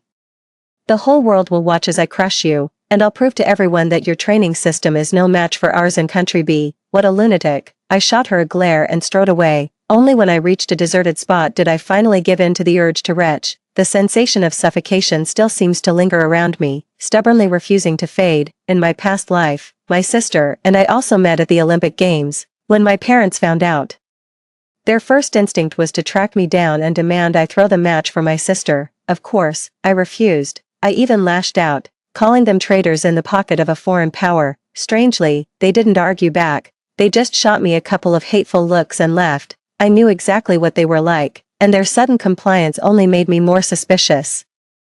But with my competition starting soon, the intense training regimen left no room in my mind for anything else. Stepping onto the competition platform, I remembered I was an athlete chosen by my country through the most rigorous selection. No one wanted to bring that gold medal home for the motherland more than I did. There's no question I won that match. I didn't just win, I dominated, cruising to a 4-0 victory and knocking my sister out in the round of 64 without breaking a sweat. But before I could even start celebrating, I was taken away by the disciplinary committee. They said someone had reported me for doping. Doping? How absurd. It felt like someone was playing a cruel joke on me. Coming from a country like mine, why would I ever use performance-enhancing drugs? The very idea is beneath me, but reality has a way of being so dramatic. When I arrived at the scene and saw the two people who had reported me, my world came crashing down. My parents put on a show of immense grief. With tears in their eyes, they scolded me. Sure see you. Have you forgotten everything I taught you? How dare you use performance-enhancing drugs? How dare you use them in a match against your own sister? That's right, sis, my sister said, wiping away a tear. I know my existence has put a lot of pressure on you, but you can't resort to such methods, can you? I'm so disappointed in you. I stared at them blankly, at a loss for words. The confusion in my heart had finally found its answer. So that's how it is. So, to secure one child's victory, they were even willing to trade away another child's reputation. The moment I saw the two of them, I already knew the outcome of this test. I numbly went through the motions, cooperating with everyone during the examination. In the end, the results confirmed that I had indeed taken performance-enhancing drugs. My water bottle sat on the table, the focus of everyone's intense stare.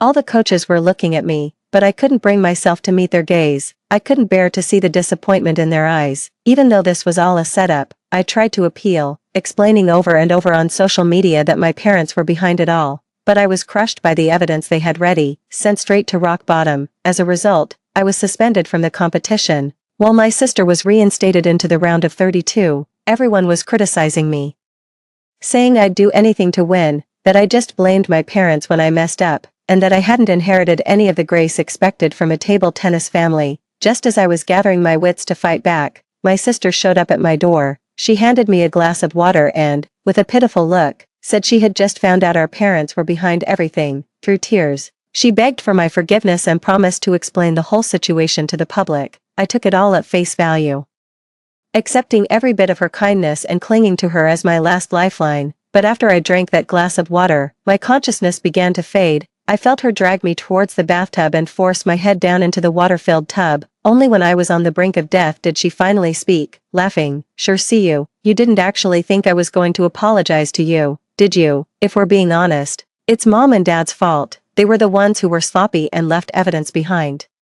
Did you really think I'd let you turn the tables on me? Only when I was truly dead did she finally let go. With utter disgust, she gave my corpse a kick and sneered, "We're from the same mother. So why were you always so much better than me? Well, now no one will ever compare us again. Sure see you. You can't blame me. You owed me all of this." After my death, I didn't pass on to the cycle of reincarnation. Instead, my spirit lingered on, wandering the Olympic Stadium. But little sister, that B-country training method you were so proud of, it still only got you to the round of 32. Facing the interview, she wept and said, "We failed our sister. If our parents hadn't reported her, she wouldn't have taken her own life out of guilt." And so, everyone began to pity her, and everyone started cursing me, saying I got what I deserved. But what did I even do wrong? Next up, from Nation A, Sure see you. Her opponent is none other than her own sister, Sherming Zhu, in their previous matches.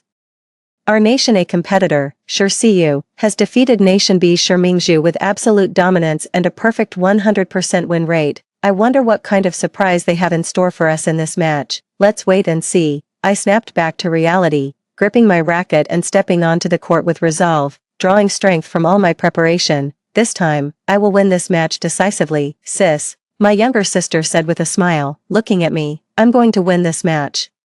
I'll crush you underfoot for everyone to see. The match began swiftly, and the commentator's voice filled my ears. Sure see you's side spin serve was unpredictable. consistently forcing her opponent into errors on the return and earning her many crucial points. Great shot. 11-5. Congratulations to Shirsiyu for taking the first game. I wiped down my racket and glanced at my younger sister across the net. She remained composed. A far cry from her previous life's self who would shout in frustration after every lost point. I was puzzled, but still confident I could win this match. I raised my ping-pong paddle, habitually shrugged my shoulders, rolled my neck, settled into a ready stance, lifted my head slightly, and fixed my gaze on my opponent. As I lifted my arm to return the ball, the strange feeling from the paddle grew even stronger. Another fast drive came my way. I swung my paddle to meet it, but missed by a hair's breadth. I frowned at the murmurs from the crowd, stepped my left foot back, and with a forceful push of my right hand, I sent the ball flying straight at my sister with a fierce smash, only to lose the point again. Yes, my sister roared, great shot, go Mingzhu. Our parents, outside the court, were also cheering their hearts out for their child. Shirsiyu isn't in good form. We hope she can quickly get back to the level she showed in the first set. The commentator continued. I look at the racket in my hand. It's the same one I always use, yet it just feels different. Backspin, topspin, sidespin. The shots I'm most familiar with are the ones I keep messing up. Attack, flick, power shot after power shot, footwork, body positioning, resetting and resetting again. I'm giving it everything I've got, but the ball just won't listen to me anymore. Repeatedly grazing my racket and falling to the ground. What a shame. Shirsiyu has let Mingzhu pull back another point. What's going on with Shirsiyu today? She's just not in the zone at all. The score is now 3-1. Come on, Shirsiyu. One more lost game and it's all over. My younger sister jumped for joy, looking at me with a challenging glint in her eyes and a triumphant, almost smug, smile. Meanwhile, our parents, seated in the center of the stands, were cheering and pumping their fists in the air for her victory. I was stunned for a moment, watching them, and remembered how in my past life, every time I scored a point, their gazes toward me were always tinged with reproach. It was as if they blamed me for obstructing their child's path. I snapped back to reality, my grip tightening on the racket. I looked up to see my sister mouthing the words. I told you you'd lose. I gritted my teeth, bouncing the ball in my hand. Just as I was about to serve, I heard a sharp crack. The racket had snapped. A dead silence fell over the entire court. Shirsiyu's racket broke. The commentator exclaimed in shock. How could a racket just snap? Is this a problem with her team's equipment, or did someone deliberately sabotage it? Looking at the racket in my hand and my sister's smug, gloating expression, I understood everything.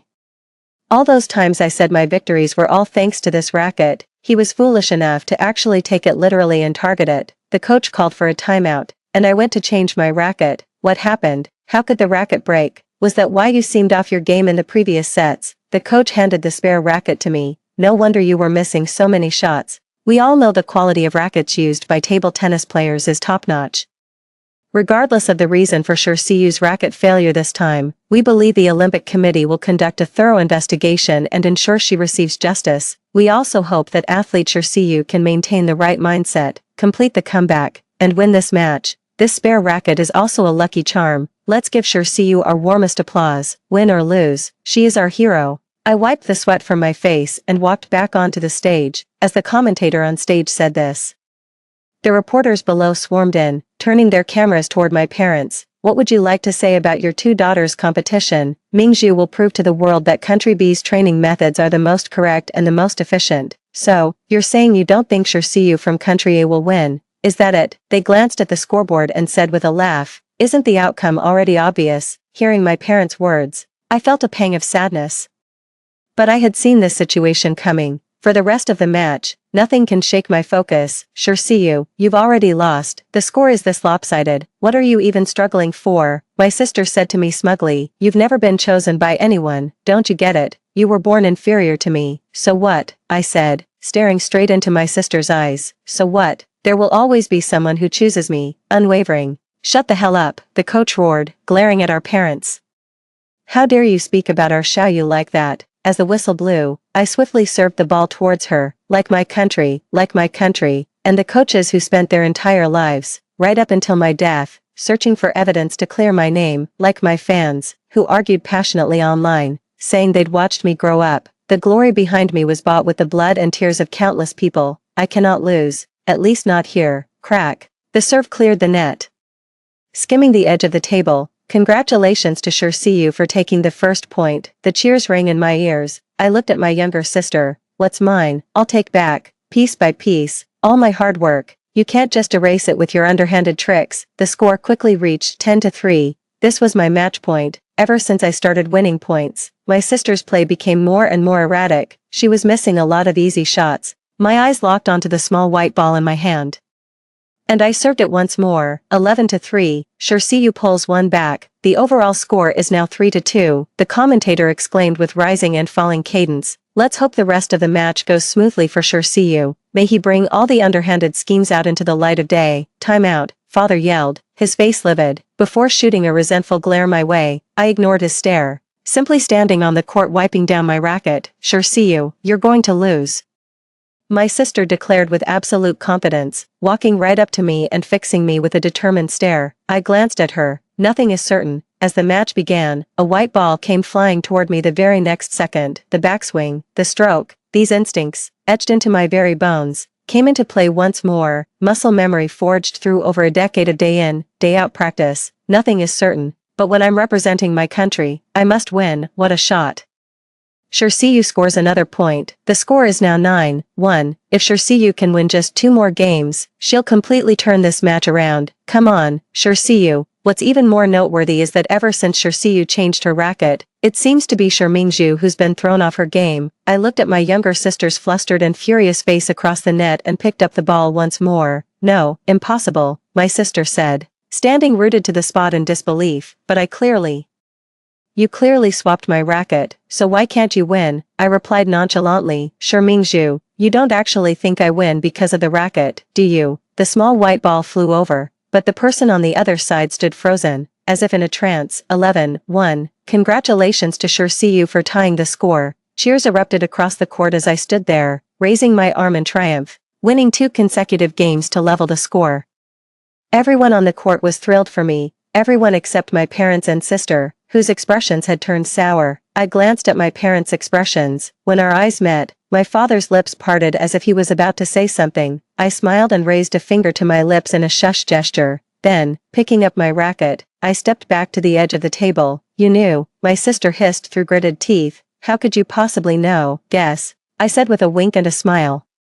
Then ruthlessly served the ball. That's the racket I've used for almost 3 years. Did you really think I wouldn't notice you swapped it out? After hearing me, my sister shot a glare at our parents behind her, but she completely missed the ball I'd just served. A wave of boos immediately rippled through the court, feeling pretty smug. Are you? My sister hissed through gritted teeth. You really think this is my only move? I ignored her and served again. She seemed rattled by something, and her play became increasingly erratic. 10-0, Sure See You has match point. Will she give up a point out of courtesy, or will she see her philosophy of respecting the opponent through to the end? Let's wait and see. My sister clutched the ball tightly in her hand. I could tell she was on the verge of breaking down. Arg, she screamed as she served the ball. The small white ball bounced a few times on the table before finally landing on the floor on her side. The serve didn't clear the net. 11-0. Let's congratulate Sure See You for an incredible comeback victory, the commentator roared from the stage. My coach rushed over from the stands and hugged me tightly. Yes, that's my girl, absolutely brilliant, with tears in his eyes. He kept repeating well done over a dozen times. No one understood better than him how difficult this journey had been for me, and no one knew better the heartache I endured whenever I faced my sister in a match. Tonight belongs to Sure See You, and it belongs to every single fan who has been on this journey with her. The commentator went on and on. I want to report this. The voice wasn't particularly loud, but it exploded in my ears. I watched my parents standing before the referee, speaking with righteous indignation. I'm reporting this. Sure See You took performance-enhancing drugs before the competition. His words struck like a thunderclap in everyone's ears. What on earth are you talking about? The coach snapped his head towards the person in front of the referee. Do you even realize this is slander? Are you really that threatened by Xiaoyu's success? Is Sure Mingzhu the only one who matters to you? Don't you have any idea how much grief Xiaoyu has endured every time you've come back over the years? And now you want to ruin her future too. By the end, the coach's eyes were even glistening with tears. He knew everything, which is why he felt for me the most. It was the same in my past life. He stood alone in front of me, shielding me from their vicious insults. When other coaches expressed their doubts about me, he was the one who stepped forward, declaring he believed in the athlete he had trained, and it was him. When I had given up all hope, who told me that nothing leaves a trace? He said that as long as I didn't give up, the country would one day clear my name, but I never got to see that day. Me, slander her. She knows exactly what she did. She just wanted to prove she's better than her sister, didn't she? Was it really necessary to resort to such methods? My mother sneered. We demand an investigation into Shirsiu, the athlete from Country A, to uphold the integrity of the Olympic Games. You. The coach stepped forward, ready to argue, but I held him back. And what if I didn't? I looked my mother straight in the eye. What if I never used any banned substances, slandering an athlete? If I make a single mistake in any of my future competitions, the blame will be on you. Can you really shoulder that kind of responsibility? My mother just looked at me with unwavering confidence. See you. No one knows you better than I do. I know you've always wanted to prove yourself to us. But some methods are simply unacceptable, sis. Are you saying mom and dad are wronging you? My sister chimed in, seizing the moment. Then how do you explain your terrible performance in the first few games and the sudden improvement later? I know you've always wanted to steal their love from me, but you can't resort to this. For God's sake, can't you see her racket is broken? The coach stepped forward and snapped. Fine, I'll cooperate with the investigation. I turned to the disciplinary committee members and raised my racket. But I expect an explanation from you as well. With that, to save time, I opted for a blood test. Just as the test concluded, my father burst in again, flustered, and said, I remembered wrong. Shirsiu didn't take any performance-enhancing drugs for this match. Everyone in the room went pale, baffled by what game he was playing now. I just stood there, watching him quietly. It was the same in my past life. Right after I had confidently taken the urine test, he had rushed in, panicked, to tell everyone the drugs hadn't been taken yet, and just like that, the disciplinary inspection committee officials found a small amount of unused stimulant in the water of my cup. But this time, I won't let you have your way. What's the point of only checking me? I cut them off before they could even speak. Why don't you test Shi Mingzhu as well? What nonsense are you spouting? My father glared at me. How could Mingzhu possibly be taking stimulants like you? What reason would she have to take them? You're right, sis. My sister's expression shifted. Our parents always taught me that competition should be fair and just. What possible reason would I have to take performance-enhancing drugs? I narrowed my eyes at him. Aren't the results from all those matches enough to put your mind at ease? Why on earth would I do that? My father was left speechless by my words, gritting his teeth. He pushed my sister's hand forward. Go on, Mingzhu.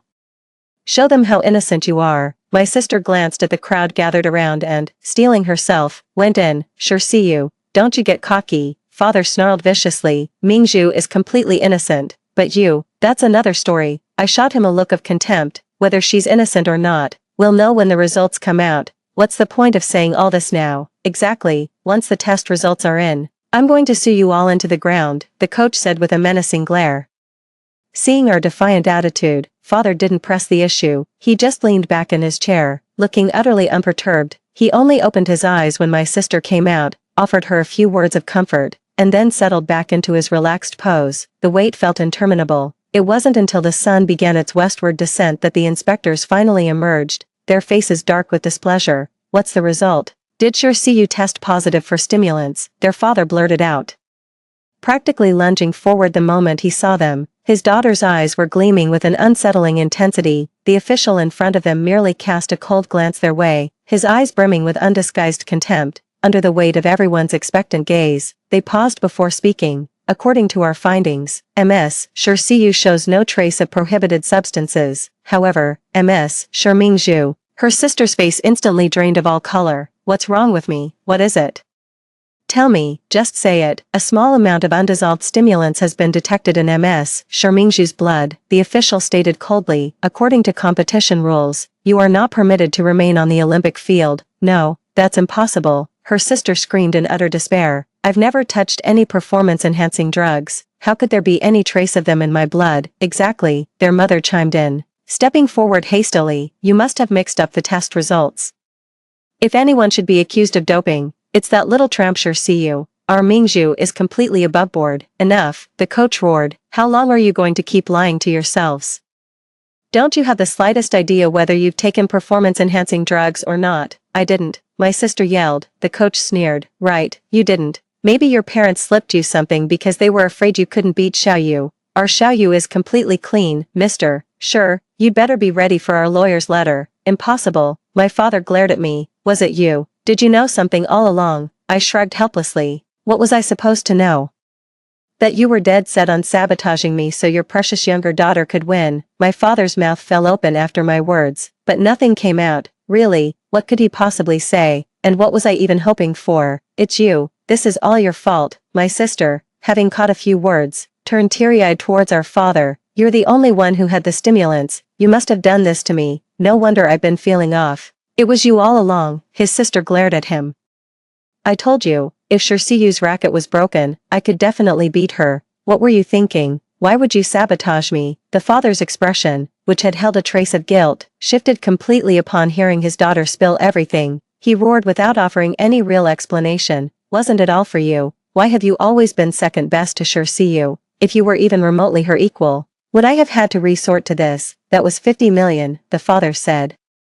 His voice bordering on hysterical. It's your own fault for not being good enough. Hearing this, the sister could hold back no longer. She rushed forward and slapped her father across the face. This is all your fault. Everything is your fault. Not to be outdone, my father began to grapple with her. I instinctively took 2 steps back at the sight of her. The agony of being killed by her in my past life felt as fresh as yesterday. And to make matters worse, her mental state seemed utterly unhinged. Sister, why is it that no matter what I try, you still haven't been brought down? Why won't you come down here with me? She cried, her eyes red as she glared at me. What gives you the right to be so perfect since childhood? Why have I never been able to measure up to you? Mingzhu, calm down, I said, looking at her. You still have so much to live for. You still have parents who love you. I watched her warily, slowly backing away.